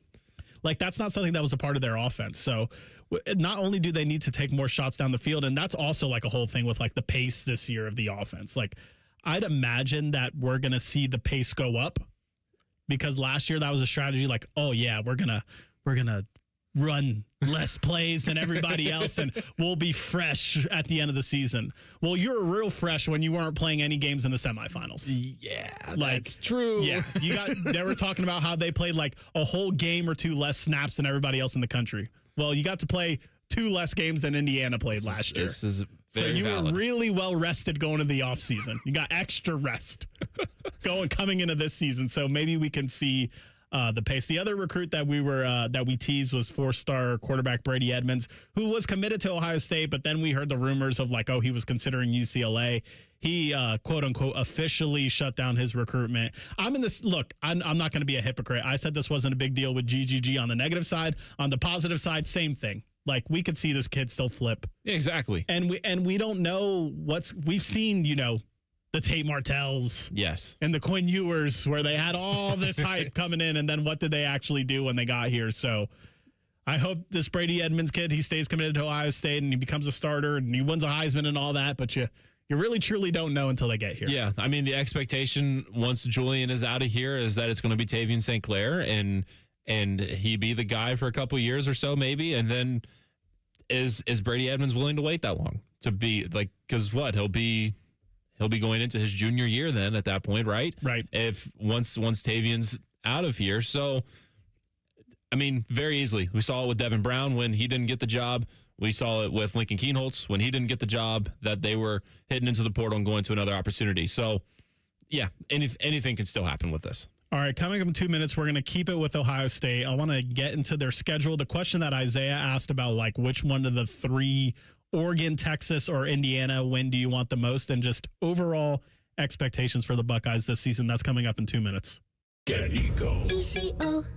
I'm Aaron Gaynor for Eco Plumbers, Electricians, and HVAC Technicians. And I'm Jerry. At Eco, if you call us to repair your air conditioner and then decide to replace it a few years later, we'll give you back the money you paid us to repair it, up to $1,500. Wait, we're giving money back now? It's like a few extra years from your air conditioner. On us. Get Eco. ECO. So, Aaron, I'm no businessman. Oh, I know. I mean, I invented the MP1 and the MP2, and you know how far those got me. I know. But how can we give people back the money they paid to repair their AC when they replace it with us later? I put the money in a piggy bank. A real piggy bank? Get Eco. ECO. Okay, it's a bank. That makes sense. I mean, it is $1,500. Get Eco. ECO. Eco Plumbers, Electricians, and HVAC Technicians. Visit geteco.com. Scotty Vegas here, and my new Bronco from Krieger Ford might go down as one of my best purchases of all time. I love it. The family loves it. I decided to get my wife's car some much-needed service. Krieger Ford conveniently picked up her car. I was prepared to spend a ton on repairs. Nope. They walked me through the problems, and it was fixed and brought back to our driveway in a day. Plus, saved me some money for some summertime parlays. The Krieger Ford experience is awesome. See for yourself at KriegerFord.com. Cash, moolah, greenbacks, dough, Skrilla chips, bread and mo. 2, 5, 10, and 20, 30 big ones, games aplenty. Cheddar, butter, loot and scratch. Find the letters, make the match, cause there's many words for cash, no doubt, many ways to play Cash Word. Check 'em out. Cash Word from Ohio Lottery. It's game time, yo. Cash Word, it's fun to go with millions in prizes, don't you know? Lottery players are subject to Ohio laws and commission regulations. Play responsibly. Catch T-Bone and Tyvis weekday mornings from 6 to 9. If you're not completely satisfied, we'll rewind time and erase your brain. For real, The Fan. Your go-to destination for Buckeye football talk all year round. This is Fan Sports Sunday. All right, Isaiah, I want you to rephrase the question not rephrase it, re-ask the question that you asked a couple segments ago, because I feel like you asked it at a time where I was just yelling about the SEC and then I forgot to fully answer the question. So go ahead and ask it again. So as we creep closer to the Buckeyes taking on Texas, obviously in week 2, we get the Ball State game first. That'll be fun. But week 2 is when it really kicks off. I've heard a lot of different hosts, even at the station, say the Texas game is kind of like money already made. Hay in the barn. We beat them last year. The pressure's all on Texas now. If Ohio State loses that game, obviously we want them to win, but there's not as much pressure on the Buckeyes. And as I've gotten closer to this game finally arriving, I'm starting to want this one more and more. Just the way the SEC's talking, you only get to play one SEC team during your regular season. For us, it's Texas this year. And how badly I want this game is yearning more. The big 3 this season, Indiana, Oregon, Texas. I want you to rank how badly you'd like to beat each of these teams. If you could rank them in order of must-have versus, if we drop that one, it wouldn't be the end of the world. All right, so I think I want Texas win the most just because of Sark's whining and just the SEC in general, like you said. I think by the time we get to the Oregon game in week 10, that could be like a 1 versus 2 type game. For sure. That would be pretty dope. Especially if Ohio State gets past Indiana. Right. And that leads me to Indiana. I don't understand why people are just assuming Indiana's going to be good again this year. I really don't. They got to replace a lot. Yes. And I know Kurt Cignetti is still there, but people like Joshua Perry says that he's the greatest coach of all time and yada, yada, yada. And I want to see more of it. I can get behind this Indiana season being one of the best seasons in college football history based off of where they were just 2 seasons ago. And this being the best individual season job being done by a coach. Saying he's the GOAT already, wow. Let's see it for another year. That is pretty spicy. I could see realistically Indiana going 8-4 and 9-3, and to me, it not being a failure for them. No. So that's why the Indiana win would be third on the list for me. I think the stakes are going to be a lot higher for Ohio State and Oregon than Ohio State and Indiana. So for me coming into this week, if I would have been asked that question, I feel like I probably would have been looking at one of the Big Ten games. I feel like most likely Indiana, just because they're the reigning champs, and going into their building, it's going to be the biggest and most anticipated game in that stadium's history. And then you get Oregon at home, and like the last time outside of you beat them in the Rose Bowl, but then you lose to them in regular season. So it's kind of like, okay, you're coming to our place now. And the last time Oregon was here, Oregon came in and beat Ohio State. So that there's still a little bit of a revenge factor there. So like, I'm big on like, if my team loses to another team, like I want that revenge. Right. And so coming into this, I was looking at one of those two. But now after this week of SEC Media Days, it's Texas number one for me, because of all the talk of like the SEC is better than the Big Ten still and this and that, it would immediately shut everything up about that. If Ohio State goes into Austin with all the hype that Texas is going to get, again, just like they did last year, and beats them, that's going to shut everybody up about that. So then I think I turned to what I just said of Indiana and put that as number two, because it would be cool to see Ohio State go into a packed Indiana stadium and very loud environment for what's going to be their biggest game in program history and beat them there. But then it puts me in a spot where, do I really want Oregon to lose, or Oregon to beat Ohio State 2 times in the last 5 years in the shoe? So like that makes it tough for me, and I'm making it harder than it really is.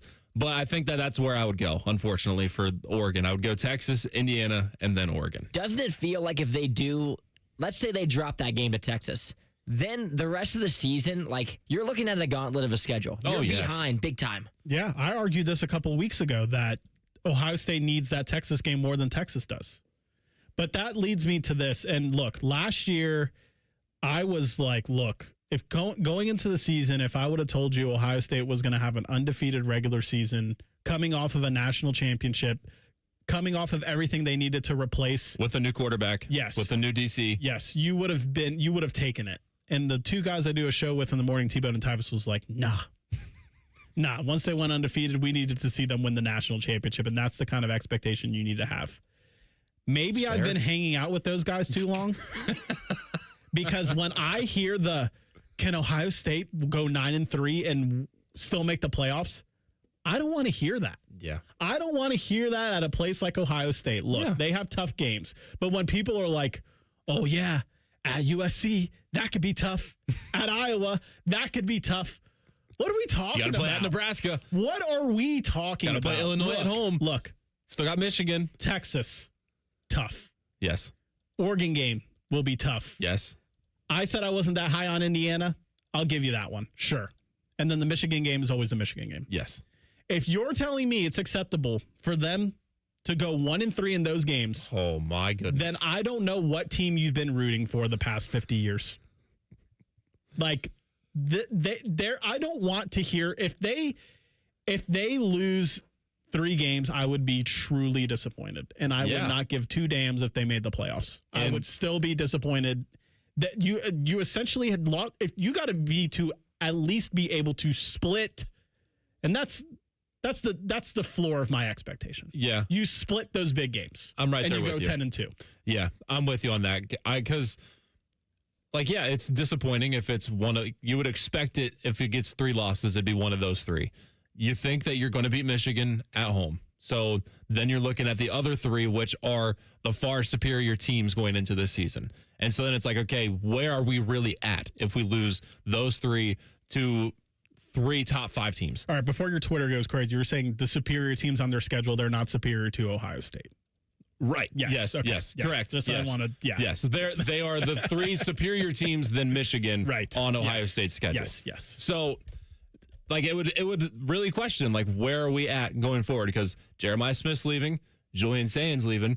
If you lose those 3 games, I feel like there's a lot to worry about with where I think they're still fine, but it definitely raises a level of concern with the amount that will be leaving after this year. if they drop those 3. I don't think they will, but we'll see. Is the goalpost moving? Like, obviously last season, the goalpost moved big time. They got moved, and like I said, I was not about it. I was like, you know what, going into the season, like that would have been fine for most people. People can, in hindsight, say that it wasn't enough. I think it was, and the goalpost got moved. I 100%. For me, last season, I said I want them to make the playoff. That was we're coming off a national championship, new quarterback, a lot of turnover. I said I want them to make the playoff. And beat Michigan, of course. Beat Michigan, of course. Yeah. And then coming into this season, now year 2, Julian, obviously you still have the best player in the country, Jeremiah Smith. We're bringing back Bo Jackson. The defense kind of question marks. But we had that last year, too. We did. Where is it this year? Like, are we a national championship or bust? Are we like, you got to make it to the Final Four? Where's your stance? I feel like I'm in a weird spot with this right now. Because I've been thinking about this the past couple of days. I'm like, are we national championship or bust right now? Or are we, I mean, we didn't even make it to the Final Four teams last year. Yeah. I think that should always be the expectation, though. Final Four? I was thinking national championship. Oh, man. National championship or bust. That's the expectation it is, right? Was that your expectation this time a year ago? No. Okay. I was saying get to the playoff and be fine. But it's probably more realistic Final Four, but with what you have on the roster, the expectation every year is to be a championship team, get to the national championship, get to that last Monday of the season and have the confetti falling on you. That's what the expectation always is. It would be even sweeter if that happens and you do that with this schedule. So what I want to see this year, something they haven't done in a long time. So last year, beating Michigan was something they hadn't done in a long time. We weren't used to it. Yeah. You win the Big Ten this year, you're putting yourself in a position that you are going to have a bye. Yeah. Which I know they had that last year without winning it, but it's like, okay, you get a bye, you win one game, and then boom, you're right there in the semifinals. Mm-hmm. That's what I would like to see this year. If they got to the semifinals and they won the Big Ten, I'd be fine with that. Hey, when they get to the semifinals, I then am not going to be like, you know what, I'm cool with this. I don't care if they lose. Yeah. Like I'm not acting like that's the case. Yeah. But if we're being realistic, they're not going to win the national championship every year. This is true. So if they just get a step further this year than they did last year, I think I could stomach that at least. And that is the thing, because that was the conversation last year was beat Michigan, win the Big Ten, and then win the national championship. Yeah. You beat Michigan. So yeah, maybe take this 1 year at a time. You got Michigan. Now this year, you're going to win the Big Ten championship for the first time since 2020. So let's cut down that goalpost, and then we'll see what happens after that. And once we get into the playoff. And they are the favorites to win the national championship at most books. So that should be the expectation. I'm not saying that you should not expect the national championship from Ohio State this year. I'm just saying I'm not one of those people that are going to act like every year they don't win the national championship is a failure, because it's just unrealistic. Yeah. Unless you're like John Wooden's UCLA teams or Nick Saban's Bama teams to just think that that's going to happen every single year. I'd like to go back real quick, because from what I said, with this schedule, I would be okay with the Final Four. I don't need a championship. If you get through this schedule and you do everything that you just said, win the Big Ten championship, if you get to the semifinal, I'm okay.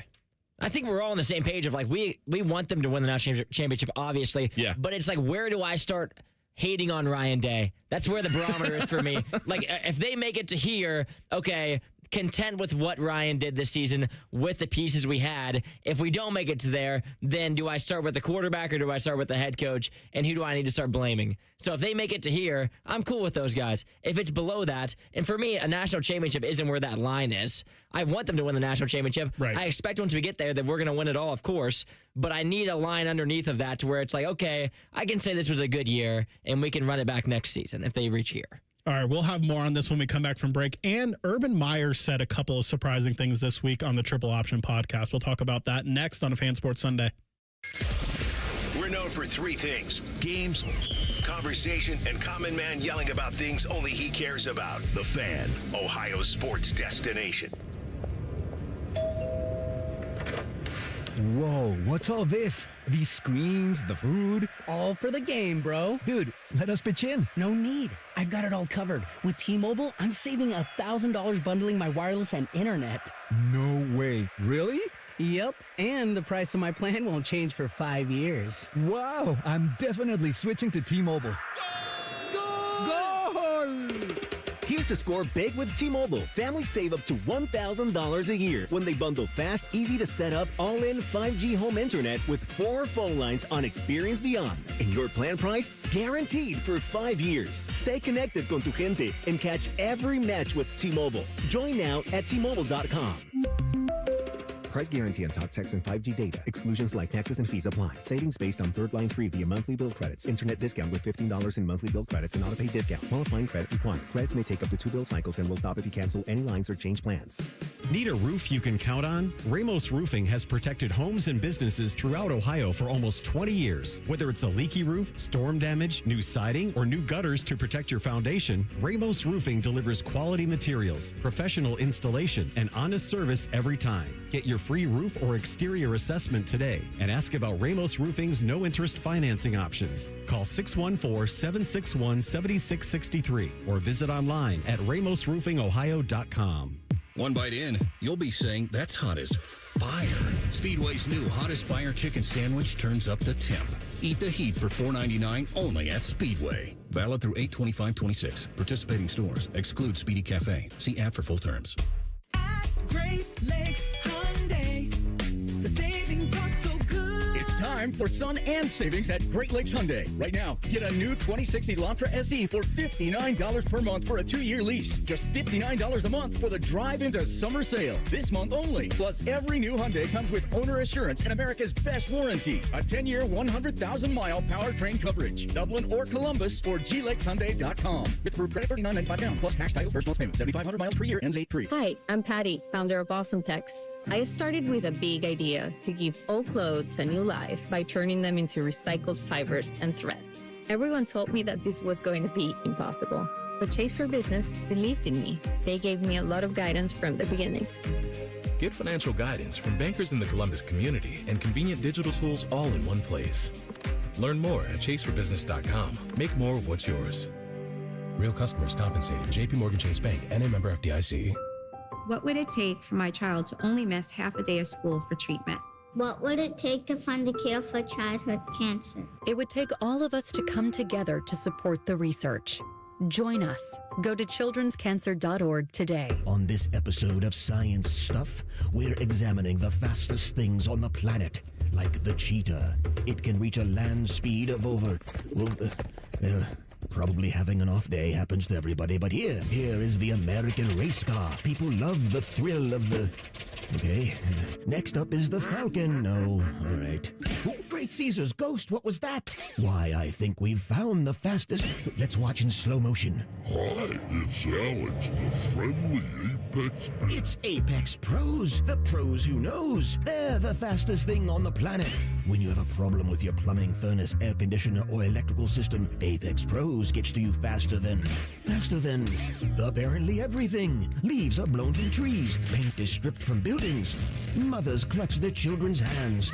Because when you have something broken in your plumbing, HVAC, or electrical, you don't want to wait. Columbus loves Apex Pros. ApexPros.com. Common Man and Timmy here for our friends at Hollywood Casino Columbus. Hey, Timmy, that new hotel is open and it's amazing. It really is. Also, we have red, white, and win drawings on Saturdays in July. You can step into the flying cash machine for a chance to win up to $2,000 in pen cash. And the best part, all you can eat crab legs are back. Be here on Tuesdays in July and August from 4 to 10 for Canadian snow crab legs with butter, corn on the cob, and Hawaiian rolls. Yeah, Hawaiian rolls. Must be 21. Gambling problem? Call 1-800-589-9966. Save big money on everything you need at Menards. Your roof is the first line of defense against the elements, and it enhances the appearance of your home's exterior. Owens Corning Duration Shingles offer ultimate protection and impressive curb appeal. Choose from 26 stylish colors and transform your home today. Shop our selection of roofing products on Menards.com. Plus, check out our weekly flyer for all the great deals happening now. Save big money at Menards. The Fan has a secret radio station. It's called The Fan 2. You can listen to the Bob and Tom Show, Jim Rome, and Buckeye stuff. Why do they pay me big money to whisper? The Fan 2 is on the Fan's HD2 channel and streaming on the Fan app. You're welcome. The Fan Poll is sponsored by JT's Pizza and Pub, home of award-winning pizza and $2 tall boys. All day, every day. It's sports conversation, but with a drink and umbrella as a garnish. This is Fan Sports Sunday. Welcome back in. I'm Dylan Gonzalez with Jacob Reimer and Isaiah Jacob. Been talking a lot of Ohio State the past couple of breaks. Wanted to hear your guys' thoughts about a couple of quotes Urban had on his triple option podcast with Rob Stone and Mark Ingram. Here's him. They had Mac Brown on, I think it was Wednesday. Yeah. Maybe it was earlier in the week. I don't know. But they were talking about the Ohio State-Texas game and whether it's worth it for either side. Our national championship year in 05, we played at Ohio State the second game. Back then, if you lose one early, you're out, man. You're dead. Are you better off playing El Paso, winning by a lot? You still have 105,000 people there. You still make all your money, and you get in the playoff. Or do you play Ohio State, which is best for TV? It's best for the fans. The kids like it the best. The coaches love it the most. It's best for college football. But if you get beat, then you don't get in. I'd say no. I'm going to go meet with Gene Smith and say, get him off our schedule. I agree completely, Coach. Which breaks my heart. What is best? Rob, we say what's best for college football. What's best to win the national championship? And save your damn job. I was shocked that Urban had that perspective. I was too. That's crazy. Yeah, I mean, Mac Brown was basically saying the same thing that Sark's been saying, like, hey, let's play some junior high school. Let's play El Paso, whatever the hell they're trying to accomplish with that. But when Urban jumped on board and was like, yeah, get them off our schedule. Get them off our schedule and save your job. I don't get it. I mean, didn't he set up the games that are happening now? I mean, I don't know how much say he had in the scheduling and how much it was Gene Smith, but yeah, I mean, it's not like Ryan Day scheduled Texas. Yeah. I mean, the Alabama and Georgia series were announced like well before Ryan Day took over. I remember. I think Tyvis was saying that the Bama game was announced when he was playing, and he last played in 2015. So like these were scheduled way down the line. Yeah, because I remember when that happened, and I was like, 2030, those years aren't real. What are we talking about here? Right. And that's the thing. Those were scheduled when there was a 2-team BCS or a 4-team playoff at best. Now we have this expanded playoff, which I was told was going to lead to more great regular season matchups. Yeah. And I took the bait like a damn fool because I'm right there with you. All it seems like now is that teams are like, hey, all we care about is what the committee thinks of us. And it seems like the committee is not to these teams, especially the SEC teams, and just go ask Steve Sarkisian. They're not getting rewarded for scheduling these tough opponents. They'd rather see the 0 or the 1 in the loss column than actually challenge themselves and play someone tough in the regular season. Yeah, but like I said earlier, when we were talking about Steve Sarkisian, they lose that game to Ohio State. You can still go 11-1 the rest of the year, and then you're a playoff team, and we're not even talking about this. Not in the gauntlet of the SEC, Reimer. That's practically an NFL schedule. Yeah. So when I was listening to that, I thought it makes more sense back when Mac Brown was at Texas. Like if you lose that game, like he said, if you lose that game, you're done. You're not competing for a national championship that year. You can still maybe be in position, but you have to be undefeated to play for the national championship pretty much. It makes more sense than you would think. It would make more sense now with an expanded playoff. Like, I hate to say it this way, but you have room for error. Like, if you get that loss, you can still make up for it with games in the rest of the year, and because you still control your own destiny at that point. Like, you can still win out, maybe pick up another loss, and you're 10-2, but you're still a playoff team and can compete for a national championship. You are in the field to have a shot at winning a national championship at that point. And so it makes more sense now. Like, yes, it's still worth it to play that because you're testing yourself against the high caliber teams, the high level teams that are going to help prepare you for the playoff. That's why I think it's worth it that way. And I hate to see Urban on this mindset of I would get them off our schedule. I want to be tested and ready before we get to the playoff where we're going to be playing nothing but the top teams in the nation. Right. I mean, to your point, I mean, it sucks to admit this, but all last year when people were saying oh, we don't know if Ohio State's this good, they haven't played anybody. Yeah. And then when they actually played someone in the Big Ten in the playoff, they seemed like they weren't battle tested. Exactly. And you have, like you said, this margin for error where you can schedule yourself a tough team. And they did, to their credit, they tried to last year. They scheduled Texas, and maybe Texas wasn't as good as people thought they were, and that kind of hurt their resume. Well, and Penn State was supposed to be better. Right, Penn State was supposed to be better. And maybe if they had played a couple of tougher games during the regular season, we see a different result when they get to the postseason. And that's what I would like to see. That's what we were told was going to happen. Yeah. Like that's like with this schedule, we were just talking about it. Like this schedule will 100% test them and get them ready for the long run of the college football playoff, because you're looking at majority of the schedule being top 25 teams, or you're playing in a tough road atmosphere. Like Illinois is expected to be a top 25 team. Iowa's expected to be a top 25 team. You have to play Oregon. You have to play Indiana. Michigan's going to be a top 25 team.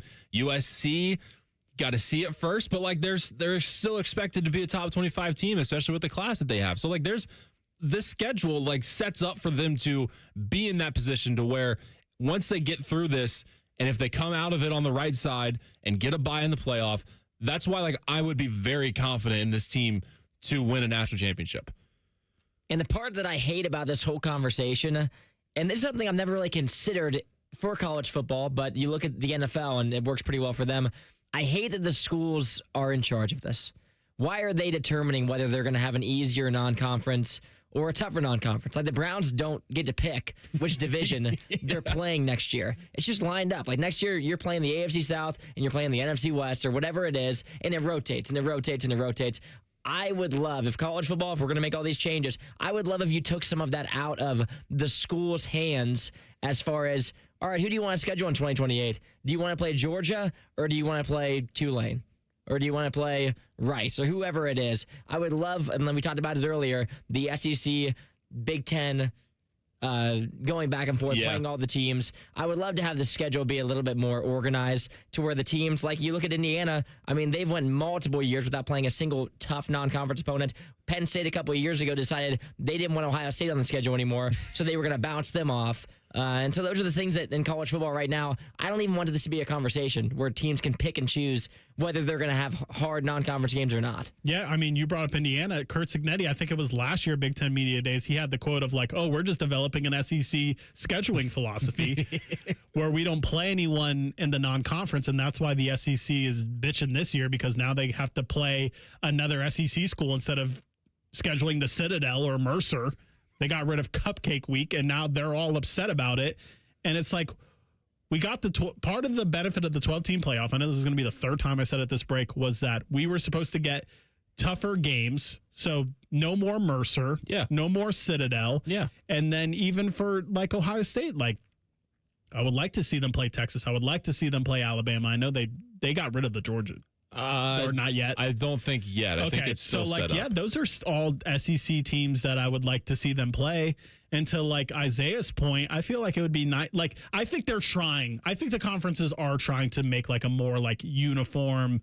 They're still scheduling their own games, but they're trying to, you know, there's prerequisites to it. Like, hey, you got to play this. You got to schedule a non-conference Power 4 team. Yeah, you gotta. And I would like to see like. For like Ohio State, I think it would be cool every year. It's like, okay, they play one big time SEC school. And then like maybe, okay, there's a week that everyone in the Big Ten plays a MAC school or something like that. Because they're going to have one of those. Yeah. But I don't want to see them like, I don't know. I don't want to see them playing.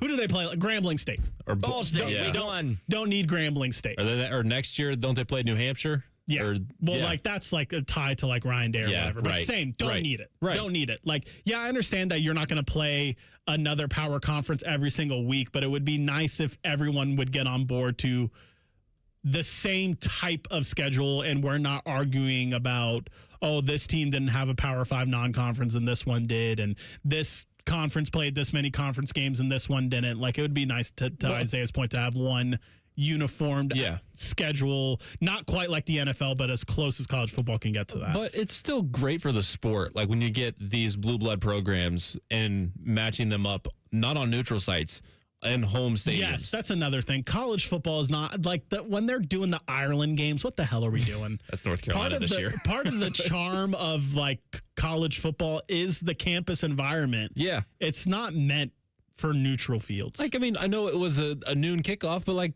the hype and the buildup and just the atmosphere at the Shoe last year for Ohio State, Texas was unbelievable. We saw it with Notre Dame a few years ago. And when Ohio State went to South Bend and had that game, like when they do the Alabama series, Like, that's going to be electric. That's the two biggest brands arguably in the sport. And you're getting Ohio State down there. We're going to see it this year with Ohio State and Texas. Like that, the build up and energy and hype down in Austin is going to be unbelievable for when Ohio State goes down there. All right, coming up next with NFL training camps coming up, I was looking at a lot of NFL future bets, so we'll give you some of our favorites coming up next on a Fan Sports Sunday. Question from a listener: do you dopes ever get tired of talking about Ohio State? No. The Buckeye Show. Weeknights at 6. The Fan. When I started in the window business probably 40 years ago, as the industry grew, I started to realize that everything was wrong. So when I finally decided to start my own company, there were a number of reasons. One of those was I knew I could build a better window. I could take care of my customers. I could service them better. I could make sure that they got what they paid for. Visit Brazotti Windows and get 35% off all windows and doors by July 31st. Berm, we're a couple weeks from training camp, which means every freshman looks like a future All-American, every position battle has 6 winners, and everybody is supposedly in the best shape of his life. July, the undefeated season of optimism. I understand why the players are excited. Camp means the waiting is over. You get the plan, your reps, your coaches, and finally find out what all that work can become. Honestly, that's what starting Awaken 180 felt like for me, minus the dorm room and somebody blowing a whistle at 6 in the morning. You stop talking about what you're going to do and start seeing results. I lost 40 pounds in 7 weeks, and the inflammation and psoriatic arthritis pain in my knees and other joints dropped dramatically. I lost 50, then another 5 in maintenance, all med-free. And when you reach your goal, the entire staff doesn't suddenly transfer. Free support for life, the backbone of the Awaken 180 program. Have questions? Ask them. Type Awaken 180 in your phone and simply click to call. Simple, just like losing weight with Awaken 180. Joint pain is awful when you're the person fighting through it, and I'm betting you're not the only one affected by it. Maybe someone you love who struggles with joint pain, you see what they don't say. You see they've slowly stopped doing the things they loved. And listen, it's July. It's time to be outside, moving around, playing, living, having fun with your friends. Listen, it's Bobby Carpenter. Let's talk about getting that life back. At QC Kinetics here in the Columbus area, that's what's happening every day with our team and Dr. Ray Tesner. People who are stuck in that cycle of pain in their hips, knees, shoulders, back, they're finally stepping out with regenerative treatments that are done right here in the office. No surgery, no long recovery, no putting your life on hold, just real pain relief right for you. It helps the inflammation ease up and the pain lets go. People say all the time, they're back, they're feeling good, they want to get to be able to do the things they love again. So if it sounds like something you're interested in, go check them out at qckinetics.com/Columbus or call 380-208-4544. That's 380-208-4544. Scotty Vegas here, and my new Bronco from Krieger Ford might go down as one of my best purchases of all time. I love it. The family loves it. I decided to get my wife's car some much-needed service. Krieger Ford conveniently picked up her car. I was prepared to spend a ton on repairs. Nope. They walked me through the problems, and it was fixed and brought back to our driveway in a day. Plus, saved me some money for some summertime parlays. The Krieger Ford experience is awesome. See for yourself at KriegerFord.com.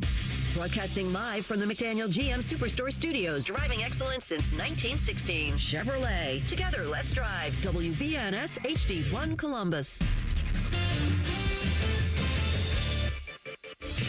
Good afternoon. I'm Isaiah Jacob. The Guardians and Rays are scoreless early in Tampa Bay. Cleveland has just one hit so far, a single from Stephen Kwan. While rookie left-hander Parker Messick continues to keep the Rays off the board, just give up one hit so far. The game's now moved to the bottom of the 4th inning. The Reds also shut out yesterday. They fell 7-0 to the Cardinals. Hunter Green struggled early on. He gave up 6 runs over 5 innings. Cincinnati will try to get the bats going this afternoon in the series finale at 2:15. We're going to go to coverage right there at 1:45.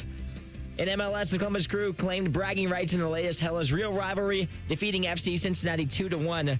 Cincinnati now leads the series all-time 9-7 with just one win coming in Columbus. Breaking sports news when it happens on The Fan, Ohio's sports destination.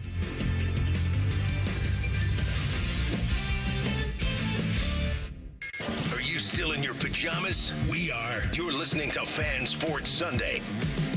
Don't look now, but NFL training camps are getting underway this week. So the season is not too far away. And this show, if you hate it, will go away once NFL season starts because we'll be all in on Browns pregame. This is true. So to each their own when it comes to whether you like this show or not.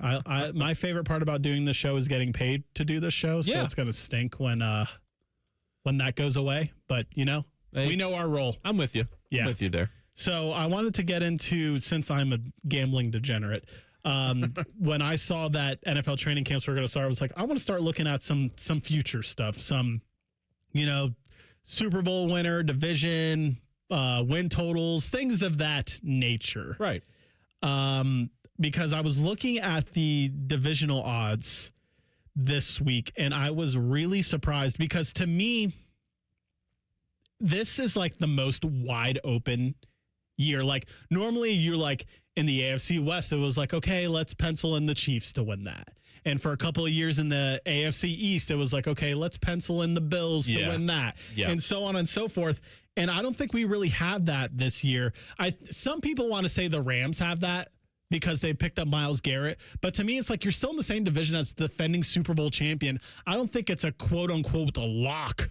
Yeah. That the Rams are winning the West. I'm pretty sure they're going to make the playoffs. And you would think that the Niners would be kind of in that mix too. Yeah, the Niners, they made the playoffs last year with essentially without Nick Bosa and without Fred Warner. Yeah. And they're going to get those guys back and they're going to be good. So like you got 3 really good teams in the West. So I'm not just penciling in the Rams to win that. And what I found interesting is that I'm looking at FanDuel right now. If I would have asked you guys before this segment, who should be the favorite to win the AFC North, who would you have said? With all the hype that's been given, I would go with the Bengals. Would you agree with that, Isaiah? I would say it's still Baltimore, but I think it would be a very narrow margin. I would say the Bengals are probably just behind them. Yeah. Well, on FanDuel right now, Baltimore Ravens minus 105 to win the AFC North, and the Bengals are plus 170. And I was told that there was a whole dynasty coming in Cincinnati with all these moves that they made in the offseason. And so I was shocked to see that the Bengals weren't the favorites to win the North. And Lamar Jackson being the 69th best player in the NFL, according to their top 100 list, would not be the favorite to win the AFC North. So, Reimer, as a Bengals fan, are you gonna pull the press the button right now and I bet the Bengals to win the AFC North at plus money? See, it's scary. It's just because I do feel very confident in the Bengals that as long as things go according to plan and everyone's healthy, that they can win the division, especially with their schedule. They're favored in 15 of their 17 games. So you would think that would set up for a win in the AFC North. Setup is the key term right there. Yeah. Because that's what Vegas is trying to do to people because we were talking about this before the show. Their regular season win total, I believe, is set at 9.5. I think so, yeah. Let me double check that real quick. Yes. So, 10 plus wins at minus 160. So basically 9.5 is kind of where their over under is set at. And if they're favored in 15 to 17 games, my God, run to the window and bet the 10 plus wins. But I don't, it's gross. There's something grossing me out about this Bengals team this year. I'm not on board. Everyone seems to be on board. I'm not saying they're going to miss the playoffs, but I would not be shocked if they went ahead and went 9-8 again. Yeah. I mean, it's the health thing. Yeah. It's the health thing that scares everybody. Yeah. They went all in on defense to get better on that side of the ball, but you also got to protect Joe Burrow. You got to protect your franchise quarterback. He's got all the weapons that he needs, but does he have time to get them the ball? I think that's the biggest thing. I have their schedule pulled up here. They got Tampa at home to start the year. I think that's at home. It helps, and everyone is currently healthy, knock on wood, still. So I would give that to the Bengals. At the Texans, that's interesting because CJ's in a contract year, or he's wanting to get more money, and their defense was elite last year. So it could be a question mark. At the Steelers, I think they get that. Because I'm not in on the Steelers. I don't think they're going to be anything special. No, me neither. The Jags at home, that's a win. At the Dolphins should be a win. At the Ravens, I'll give that a loss. So where we're at, 1, 2, 3, 4 wins so far. Titans at home, that should be a win. Falcons at home should be a win. Steelers at home, that's 3 more wins right there. Then you got at Commanders, Saints at home, at the Browns. 2 wins right there. It should be honestly 3. So I mean, I'm already there, aren't I? Yeah. So I mean, Reimer's like, I think they're 14-3. Yeah. I mean, 17-0. I don't know. So Bishop and Friends played the schedule game, I feel like, right when the schedule officially came out. And then we did it on the show that following Sunday. But like Bo and Joshua was filling in that. Like, I think one of them had them at 14 and the other one at 15, or one of them had them at 13 and the other one at 14. Hypothetically, like a lot of these set up in their favor. Holy smokes. Like, I was listening to that schedule game, and they were loving the Bengals. Yes. I am more similarly aligned to you, Dylan, where I'm like, I don't know. Pumping the brakes. I'm pumping the brakes a little bit. I don't want to hate on the Bengals, but it feels like every year the past couple, we've just been like, oh, it feels like they're about to come over the hump and get back to the AFC Championship game, and then it just hasn't worked in their favor time after time after time. I don't know if you can fool me a 4th time. Yeah, that's the thing. That's the thing. That we've been playing this game since they made the Super Bowl. But 4 years ago. People act like it was just yesterday. This is the most moves they have made to get people in on them. Like, that was the biggest thing, was their defense, and the defense is supposed to be much better this year. So, like, that's where it's bringing everybody in, because you know what you're going to get with Joe Burrow, you know what you're going to get with Jamar Chase and T. Higgins. It's been the defense, and they went out and got Dexter Lawrence. They brought in a lot more free agents. That gives you the belief that they can get back to that level. If I was a Bengals fan or someone in the AFC North that feels like their team can compete, thankfully I'm neither. I'm a Browns fan, so I know my team can't compete. I would be really worried, because I'm looking at the Super Bowl odds right now. And at the very top, it is the LA Rams, of course, then the Buffalo Bills. And then the team after that has been forgotten. It's the Baltimore Ravens. They get Jesse Minter as their head coach. A lot of question marks around them, but Vegas still has them the third best odds to win the Super Bowl. I don't know. Unbelievable. If I was a Bengals fan, that would worry me. I don't know that Lamar is all bought in. I don't know. I mean, I think I mentioned it. He was for sure top 5, and I know people can say the players don't give a damn about this. Players give a damn about it. He was like 4th or 5th in the top 100 last year, and he's 69th this insane. year. I think he has a huge chip on his shoulder. Plus, it's a contract year for him. Yeah. Well, like they were talking about extending him this offseason. I think he technically has another year after this, but you normally don't let your quarterback go into the last year of their contract. Yeah. I think especially a guy like him. Yeah, he's got a lot to play for. People, my God, this dude won MVP twice, and people still sleep on him and still act like he's not that good. I don't understand it. There's more bets that I wanted to get into, and I think that you guys had a couple NFL futures bets you wanted to get into too. There's another division favorite that really shocks me. I'll tell you who that is next on a Fan Sports Sunday. We're the girthiest radio station in the history of radio. Uncomfortably girthy. This promo is uncomfortable. The Fan, Ohio's girth destination. This is This Date in Reds Baseball with team historian Greg Rhodes. Here's a highlight day for a Reds player who's often overlooked in the history of the club, Ron Oster, who holds the Reds record for playing the most games at second base since 1900. More than Joe Morgan, more than Johnny Temple, more than any other of the great Reds second baseman over the years. Oster played for the Reds from 1978 to 1990, and on this date, July 26th in Montreal, Ron Oster belted out 5 hits, the only time he accomplished that in his career. 3 singles and 2 doubles. And he was robbed of a 6th hit when the official scorer ruled a ball that fell between 2 fielders and error. A career day for Cincinnati native Ron Oster, this July 26th, this date in Reds baseball. This Date in Reds Baseball is brought to you by the Cincinnati Reds Hall of Fame and Museum, presented by Dinsmore. Celebrating greatness, preserving history, providing inspiration. Get Eco. ECO. I'm Aaron Gaynor for Eco Plumbers, Electricians, and HVAC Technicians. And I'm Jerry. At ECO, if you call us to repair your air conditioner and then decide to replace it a few years later, we'll give you back the money you paid us to repair it, up to $1,500. Wait, we're giving money back now? It's like a few extra years from your air conditioner. On us. Get ECO. ECO. So, Aaron, I'm no businessman. Oh, I know. I mean, I invented the MP1 and the MP2, and you know how far those got me. I know. But how can we give people back the money they paid to repair their AC when they replace it with us later? I put the money in a piggy bank. A real piggy bank? Get ECO. ECO. Okay, it's a bank. That makes sense. I mean, it is $1,500. Get ECO. ECO.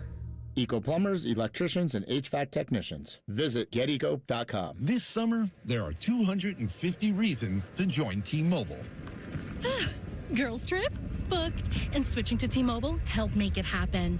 With Experience Beyond, switch and get $100 back. Plus, $650 in value in built-in plan benefits. That's $750 in your first year, guaranteed. And honestly, that $100 back, I'm putting it towards the zip line. Now that's how you do summer. Exactly. Best switch I ever made. This is just one reason to join T-Mobile this summer. There are 250 reasons. Find yours. Savings based on the value of benefits included with Experience Beyond, like entertainment and 1 year of AAA Classic and Dash Pass on us. Benefits may require activation. See plan for details. Get $100 via virtual prepaid MasterCard with eligible ported, no cash access, and expires in 6 months. Issued by Sunrise Banks, N.A. member FDIC, allow 8 weeks. Bring bold flavor to every cookout with Billiards Plus. Shop top-of-the-line grills and turn every cookout into a win. Then bring the fun inside with pool tables, shuffleboard, and more. Everything for the ultimate game room. Billiards Plus. Grills, games, and good times. Online or on Dublin Center Drive in Dublin. Hi, I'm Patty, founder of Awesome Tex. I started with a big idea to give old clothes a new life by turning them into recycled fibers and threads. Everyone told me that this was going to be impossible. But Chase for Business believed in me. They gave me a lot of guidance from the beginning. Get financial guidance from bankers in the Columbus community and convenient digital tools all in one place. Learn more at chaseforbusiness.com. Make more of what's yours. Real customers compensated. J.P. Morgan Chase Bank, N.A. member FDIC. For over 30 years, Newman Roofing has earned the trust of homeowners by putting customers first and giving back to the communities we serve.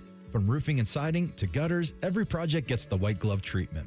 Call 614-NEW-ROOF or visit newmanroofing.com. Relax and let Kroger Delivery handle your grocery shopping this week. We start with only the freshest items, then carefully pack your order in our refrigerated trucks. And our cool trucks keep your food fresh right to your door. Fresh groceries your way with Kroger Delivery. Get free delivery during online deal days, plus $30 off your first online order. Kroger, fresh for everyone. Getting a speeding ticket can ruin your day. But what about that cyclist or the pedestrian crossing the street? If you hit them while speeding, you'll do more than just ruin their days. That's why tickets are more than just a fine. They're a second chance. A reminder of what's on the line when you're behind the wheel. You won't get a do-over every time. So take this as your sign to follow the speed limit every drive. Speeding slows you down. Paid for by NHTSA. Retirement from football hits everyone differently. For DeVere Posey and Dane Sanzenbacher, it means sitting around watching sports clips on the internet and arguing about them. Search for Didn't Catch That on YouTube and subscribe. Fan weather. From the Logan AC and Heat Services Weather Center. Staying mostly dry today for your Sunday forecast. Partly cloudy skies, highs right around 85 degrees. We do have a chance of seeing an isolated shower or two later this evening, though. Come around on Monday, highs right around 89 degrees. Kind of a similar situation, a little bit more humidity, a little bit more sunshine and warmth. I'm your 10 Weather Impact meteorologist, Lily Aldridge, with 97.1 The Fan. Bobby Carpenter demands that you watch Morning Juice on YouTube. If you don't, Tito will move into your house. Live at 6 a.m. on YouTube and streaming on the Fan app. You're listening to The Fan. It's Sunday. We're a sports station, and we shall call it Fan Sports Sunday. Yes, the most creative name of all the shows. It's a Fan Sports Sunday. I'm Dylan Gonzalez with Jacob Reimer and Isaiah Jacob, and we were talking about NFL futures bets with NFL training camp starting this week. I teased a division favorite that I was shocked to see, and that division is the NFC North, because the Detroit Lions at plus 150 on FanDuel are favored over the Green Bay Packers at plus 260, the Bears at plus 320, which I assume they would have been the favorite. Do you guys not agree with that? Yeah, I was going to say that's crazy value, because I would have viewed them, if not the favorite, the second favorite. It felt like Caleb Williams at the back end of this season was trending so heavily upward. He was getting tons of, obviously, PR, media. They were loving him because of all the comebacks towards the end. It felt like he was having kind of a coming out party in the playoffs. But then again, you think about this division, it's just so... all four teams, even the Vikings with Kyler Murray... Not J.J. McCarthy. They're a solid roster. Like, all four teams in that division, I don't think any of them are great, but they're all just solid. Yeah. I mean, the Bears went to overtime with the Rams in that NFC divisional game. Like, you could have easily seen them in the NFC Championship. And I get a few things right on this station, not many, when I open my mouth. But when the Lions lost to the Packers week 1 last year, I was like, the Lions are dead and their Super Bowl window is closed. Oh. And then that, obviously, when it comes to last season, like, they kind of, the Bears and the Packers showed to be way better. Yeah. I don't understand this from Vegas. Look, Vegas is smarter than me. I'm never like, you know what? This is a bet. Slam dunk, locks, all those terms are not in my vernacular. No. Okay. So, like, seeing this is actually concerning. Like, some people are like, I hope there's some people out there that are like, oh man, Bears at plus 320, and they go bet it and the Bears win the division. That's what I hope for everyone out there. Yeah. I'm not hating on anybody. Everybody could see that though and jump on it. But that's not what I'm doing. No. I'll tell you that right now. Well, and Caleb Williams is the Madden cover. Yeah. He is. It feels like if I had to justify why they're in third odds-wise, maybe because the Packers and Lions, maybe their ceilings aren't as high, but maybe their floor's a little higher. Like, it feels like the Bears could win 13 games, but maybe if Caleb Williams falls on his face, they could win 7 or 8. Yeah. And maybe the Lions and maybe the Packers feel safer with Jordan Love and Jared Goff. I don't know. Well, the Packers, no Micah Parsons for the start of the season, and who knows how long. Yeah, because I thought I read something earlier this week that he's doesn't know when he's going to be back. Yeah, the Lions have their cornerbacks committing felonies, and why would I think Jared Goff is getting better at his age? And they lost David Montgomery. Yeah.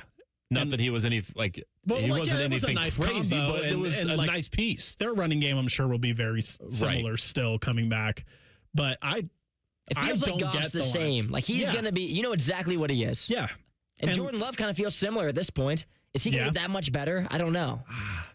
Yeah. I think of the quarterbacks in that division, I think I'm going Goff, Caleb Williams, then Jordan Love. Yeah. I don't want to steal your thunder on this one because you brought them up, and that was the only reason why I brought up the division. But what team did you like their over-under? For wins? Yes. It'd be the Bengals. Who else? You already forgot? I think I did. It was the team I'm referring to. The Commanders is who you brought up. That's right. Yes, that's right. So yes. What was did you remember what they're over? Because their division odds are, so the Eagles are favored to win the NFC East at plus 135. Then it's the Cowboys at plus 195. And then the Washington Commanders at plus 470. I think that's great value. DraftKings has their over-under at 7.5. Yes. You see, because they had that kind of magical season 2 years ago. They had a lot of injuries last year. Yeah. The Eagles are getting older. They traded away A.J. Brown. The Cowboys are the Cowboys. Mm-hmm. Like, the Commanders at plus 470, I might put some pizza money on that. They boosted their defense, too, with getting Sonny Styles. Yeah. They are on DraftKings at plus 215 to make the playoffs. Yeah. I think I like that a lot for them as a wild card or a division team. The NFC South seems like the most wide open with stupid Baker Mayfield and the Buccaneers at plus 200. Then you got the Saints at plus 240, the Falcons at plus 310, and then the Panthers, who are the defending division champions, at plus 330, and the fourth of 4 teams when it comes to odds to win that Is the division that bad? Oh, that's a bad division. Yes, I know It's a is, bad but like division. for the defending divisional champ to have the lowest odds, like that's crazy to me. Yeah, I actually like the Falcons there. Yeah. I want to get Isaiah's take because he's a former Browns fan, and they have Kevin Stefanski now, and I don't know if you think that Kevin Stefanski is better is equipped to win any division in the NFL. Well, if you leave the Browns, you go on to have better success. Because just look at Baker Mayfield right now. I mean, it took him a few years, but he eventually got there. But where's my Kevin Stefanski? We need to play better. Yes. Yeah. They need to play better. But what do you think about the Falcons in the NFC South? It's funny because obviously this division's just a toss-up all across it. It's and gross. Atlanta has the lowest win total. They're at 6.5. Interesting. And it feels like any team in that division, like, will they not all win at least 6 games? Like, will they not all win 6 or 7? Even the Saints have a higher win total. They'll all split with each other, and then maybe pick up 1 or 2 after that or something like that. 100%, they're all going to beat each other probably once, and it'll be weird tiebreakers to get them to the end. Like the Saints are 7.5. The Buccaneers have the highest one. They're 8.5. And then your defending champ Carolina Panthers, they're at 7.5. It's a crazy sentence. It just, I know. It feels like any 4 of those teams, you could convince me, outside of the Saints, that any 3 of those teams could win the division. I will say one thing about Kevin Stefanski for the Falcons. I think that he can level out some chaoticness. I think he did a good job his first couple of years in Cleveland of implementing some things that kind of help the Browns figure out their franchise, get them rolling in the right direction. I think he's an organized coach. The back end of his career in Cleveland was terrible, but the front end of it, he knew what he was doing. I think he'll get the Falcons in a good place. I wouldn't be surprised if they won the division this year. I would take the Falcons' skill position players almost anyone Drake in the London. league. Yeah. Kyle Pitts. Yes. The quarterback situation is obviously the question, but you know what? Give me 9 games of Tua and 8 games of Michael Penix. Who cares? Like, they're both going to get hurt, but if you could get a half season out of each of them, they're both left-handed. And pretty much the same player. What, other than, I guess, Baker, what quarterback situation do you feel the best about? Because I feel like clearly... You're not a Tyler Shuck guy, clearly. Clearly not a Tyler Shuck guy. No. Bryce Young, still question marks for me. He looked better in the second half of last season, and then you come around to the Falcons. And so it doesn't feel like, yet again, and Baker's not running away with the best quarterback in the division trophy either. Oh, I think so. He is the best one, but I'm saying that he has his ups and downs. Yeah. I don't think that he's far and away going to dominate all 3 of these teams. Well, we're in the are you guys familiar with the Baker Mayfield cycle? Fairly, yeah. He's getting doubted on right now? Is that what it is? That's where we're at. Okay. That's where we're at. So let me pull up the Baker Mayfield cycle. It's you start with play like crap. Then we move to criticized by media. Underdog mentality is the next one. Okay. Beat inferior opponent. Call out doubters. And then we start it all over again. So right now we're at criticized by media going into underdog mentality. We're into the peak of the Baker cycle right now. He's going to start off this regular season hot. On fire. I am sure of it. Well, they're MVP going against candidate. Yes. They're going against a very new Bengals defense week 1. So it's definitely a possibility. I wanted to say I'm looking at the Falcons schedule and I see one guaranteed win on here. Week 14 at Cleveland. We know that would be a win. Well, yes, but Kevin Stefanski and his return to his former team, he's not losing that game. He's not losing that game. Even if it's cold, it's up here in Cleveland. He's not losing that. I already know Isaiah's going to agree with me on what I'm about to say. I can see the Browns being like 4 and whatever the math is there. Yeah. 10 at that point, 4 and 9. And then just getting an ultimate chip on our shoulder, win this meaningless game and ruin our draft stock type of situation. I could see our that. Former coach. And then all the Browns fans, they take that as their moral victory because they need to have a couple every year. It's like, we might suck this season, but we beat Kevin Stefanski and F that guy. Well, yeah, because they're getting it all with Baker and all the success that he's having. They need to get one win with somebody that leaves. It does happen every year, but we get in the position where it's, are we supporting winning versus we won a higher draft pick? This past season, we won in like week 16 to go out of the Fernando Mendoza business, and I firmly am more. I want to have the higher draft pick. Oh, my goodness. Yes. I'm looking at the Browns schedule now. Week 17 at home against the Colts. That very much could be a top 5 pick on the line game. All right. A Buckeye legend had some high praise for Tavian St. Clair, and an NFL franchise is claiming that they're poor. I'll tell you about both next on a Fan Sports Sunday.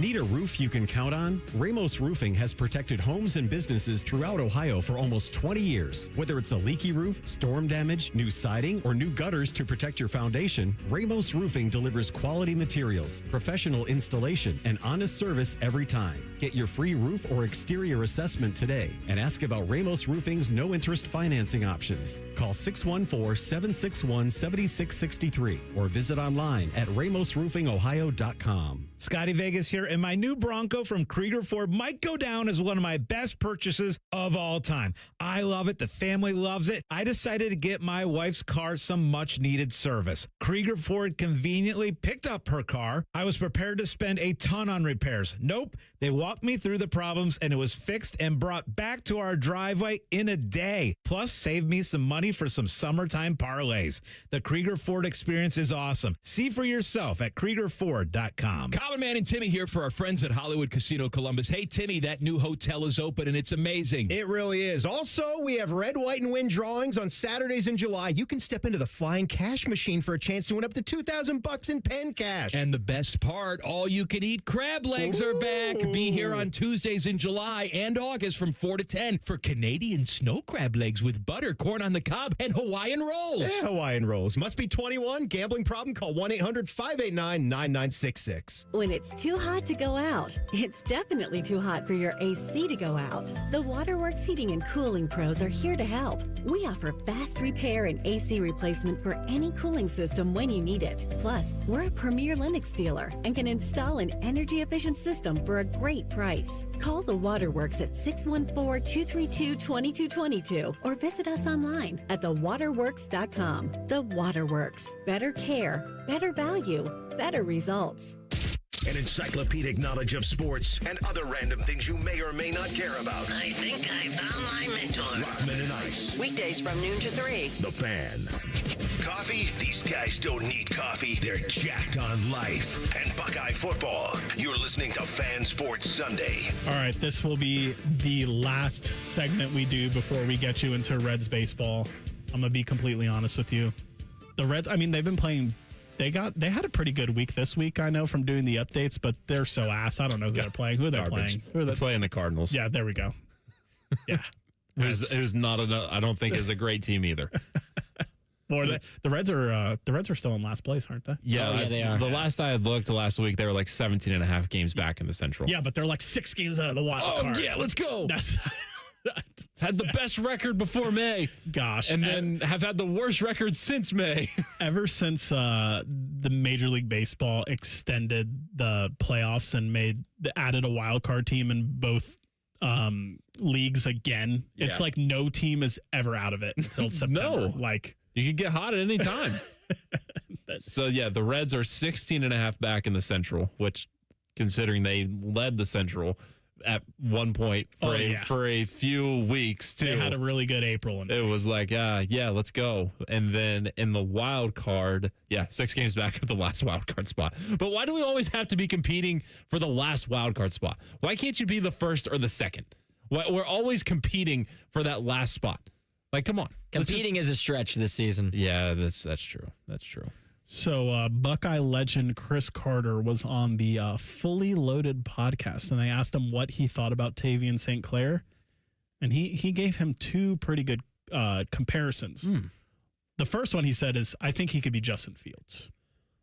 You know, from watching the spring game, like I felt a little similar about that take. Going back and like kind of like what I saw in my mind. Like, he's got good pocket presence. He can sling it a little bit. Same build, I felt. So, I mean, I don't hate that. I don't hate that take. But then it got better. Oh. He said, he looks like a version of Patrick Mahomes. Whoa. Really good athlete, can be a dual threat, but is more of a pocket passer. He's had a great spring, good-looking prospect. I think what Ryan Day and the quarterbacks that he's developed, he's a better thrower than Justin Fields. He's not as good of a runner as Justin Fields, but man, I don't want to see a guy running like Justin Fields was running, because ultimately it hurts your growth and development as a passer. Like, yeah, I get all that. See, when it comes to Tavian St. Clair, look, like he had I don't even want to say he had a really good spring game. Like he had good moments in the spring game, and they kind of let him fling it around and see what he had. And he hit Chris Henry Jr. on a couple of deep balls, and he showed promise. Yeah. I think what people need to remember is that this is no shade to Bell Fountain. That's not very high level football. And that's where he was playing. Like, he was going to come in very raw, given where he played his high school football. Yeah. I think obviously everyone sees the traits. Everyone sees the big arm. Everyone sees his ability to run. And we can see the potential. I'm not going to go to Patrick Mahomes in the NFL and Justin Fields at Ohio State level of expectation. When this guy hasn't even played a real snap yet. Yes. But I can see why people are excited about Tavian St. Clair. Yeah, I can too. And it definitely helps when you come into, a system like Ohio State and with what Ryan Day has been able to do with quarterbacks. Like, there's no doubt about that. Like, going from Justin Fields, you've got CJ Stroud, I know Fields is still being bounced around, but CJ is on the verge of getting that second contract and has had a solid NFL career. And so, just the quarterbacks too that have gone through here the past few years under Ryan Day, they're all elite, high level quarterbacks that are getting considered for NFL. And I felt I saw some similarities from Tavian St. Clair in the spring game where the deep ball to Chris Henry Jr. I was like, wow, that can be a nice duo, a nice connection to have for the next 2 years.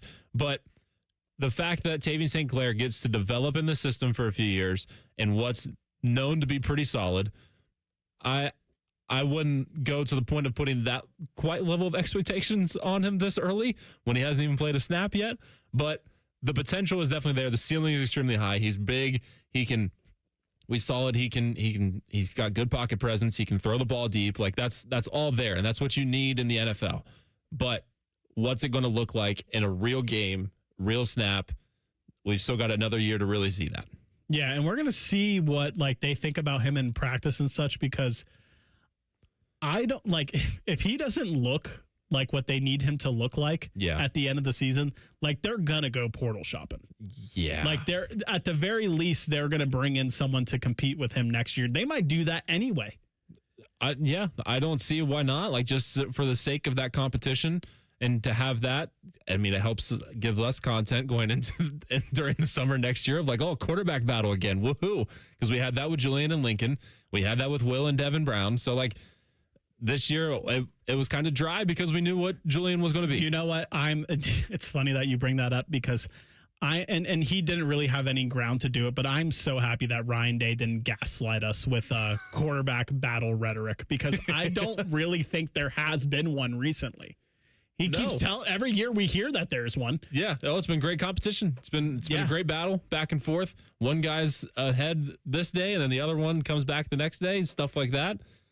No, there hasn't been, because we know Julian Sayin was just a Heisman finalist. There's, even if there was a little itch of a quarterback competition, that would immediately get shot down. Yeah, I mean, CJ Stroud and Kyle McCord. Was there a competition there? Kyle McCord and Devin Brown. Was there really a competition there? Sayin and Keenholtz. Was there really a competition there? Will Howard and Devin Brown. Was there really a competition there? Because you went out and you got Will Howard. You're not going to go out and get Will Howard just for him to sit the bench. No. So, I guess it has been a little dry. Yeah. I mean, the biggest one was going into Julian's this past year, because we're replacing Will Howard, and then how much Day was building it up between the two. It is it could be Lincoln, but I feel a lot of us were Julian Sayin came here from Alabama. He didn't even spend a month there, and he came up here. So I mean, it should be Julian, but sure, we'll believe you for right now. No, I believed wholeheartedly it was Julian. Yeah. Does it feel like there's more hype for Tavian St. Clair because he's 6'4", 225 pounds, and people think that he can run, and Julian isn't a runner? Do you think that's going into it at all? Would they be as excited if Julian was a Justin Fields-like quarterback? Would there still be the hype, or is it because he's getting so much criticism for not running that they're like, oh, but the next quarterback we have, he's a dual threat, and he's bigger? Like, does it feel like some of the Julian hate is some of the Tavian praise? Yeah, I mean, I think I brought this up, and people said that I got crushed for this because someone in digital, maybe Isaiah, posted this clip of me basically saying that there's fans out there that think that Tavian St. Clair would be a better long-term option at quarterback than Julian saying. Like, there's people saying that. There's people that say that there's not people saying that. It might be like a loud minority that's saying it, but I think it has a lot to do with that. I mean, people hated on the parallels between CJ Stroud and Julian Sayin are just baffling to me. Like, people said that CJ Stroud wasn't that good because he wouldn't run, because he refused to run. Yeah. And then we saw what it looked like when he would run at the very last game of his career. Yeah. But I feel like we like seeing a dual threat quarterback here at Ohio State and in college football in general. I mean, hell, even in the NFL, but it's just, you've seen more pocket passers in the NFL be successful, but I think people like seeing the dual threat quarterback. To answer your question, Isaiah, like, yeah, I feel like people are like, oh yeah, we have more than one aspect with TSV versus with Julian. It's just like, okay, he's going to pass, he's going to hang out in the pocket, he's going to extend plays in the pocket, but he's not going to take off when it breaks down, versus they think that Tavian can. Yeah, and I mean, I feel like that's a legit question that you can ask, and I mean, the tape is there, and just seeing him in person, like, you can maybe believe that, but in all reality, like, you're not going to turn your back on a Heisman finalist quarterback and a guy that's projected to be a top quarterback in next year's draft. You're not going to make that decision. It could be great for Ohio State the next few years when Tavian does get the spotlight, but as of right now, no. You've got a Heisman finalist quarterback that is expected to be back there next year, maybe along with his wide receiver, but I don't know. I can see the argument, though. I think it's crazy that any fraction of the fan base has turned their back on a Heisman finalist. It's unbelievable. And I mean, I know what it looked like against Indiana, and I know what it looked like against Miami, but those were two really good teams with two really good defenses. It's not like the doors got blown off against those teams. Right. And it's not like there was a lot of factors to the Miami game. There was the protection issues in the first half. Yeah. The bad bubble screen or whatever it was, the misread with Jeremiah, and if that doesn't happen, you could argue they win the game. Yeah. It's a pick six. Yeah. Like, you might go down and at least get points on it. Yeah. Like, it's not, people are acting like this team was like so far off from winning the national championship. And I know it could be perceived as a loser argument that they lost the two teams in the national championship, but they arguably lost to great teams, and they were, despite playing bad, were there the whole time. Thanks for listening to us on a Fan Sports Sunday. Coming up next, we got Reds baseball. We have so many local shows, I can't fit them in a 10-second promo. So let's just say we're live and local all damn day. The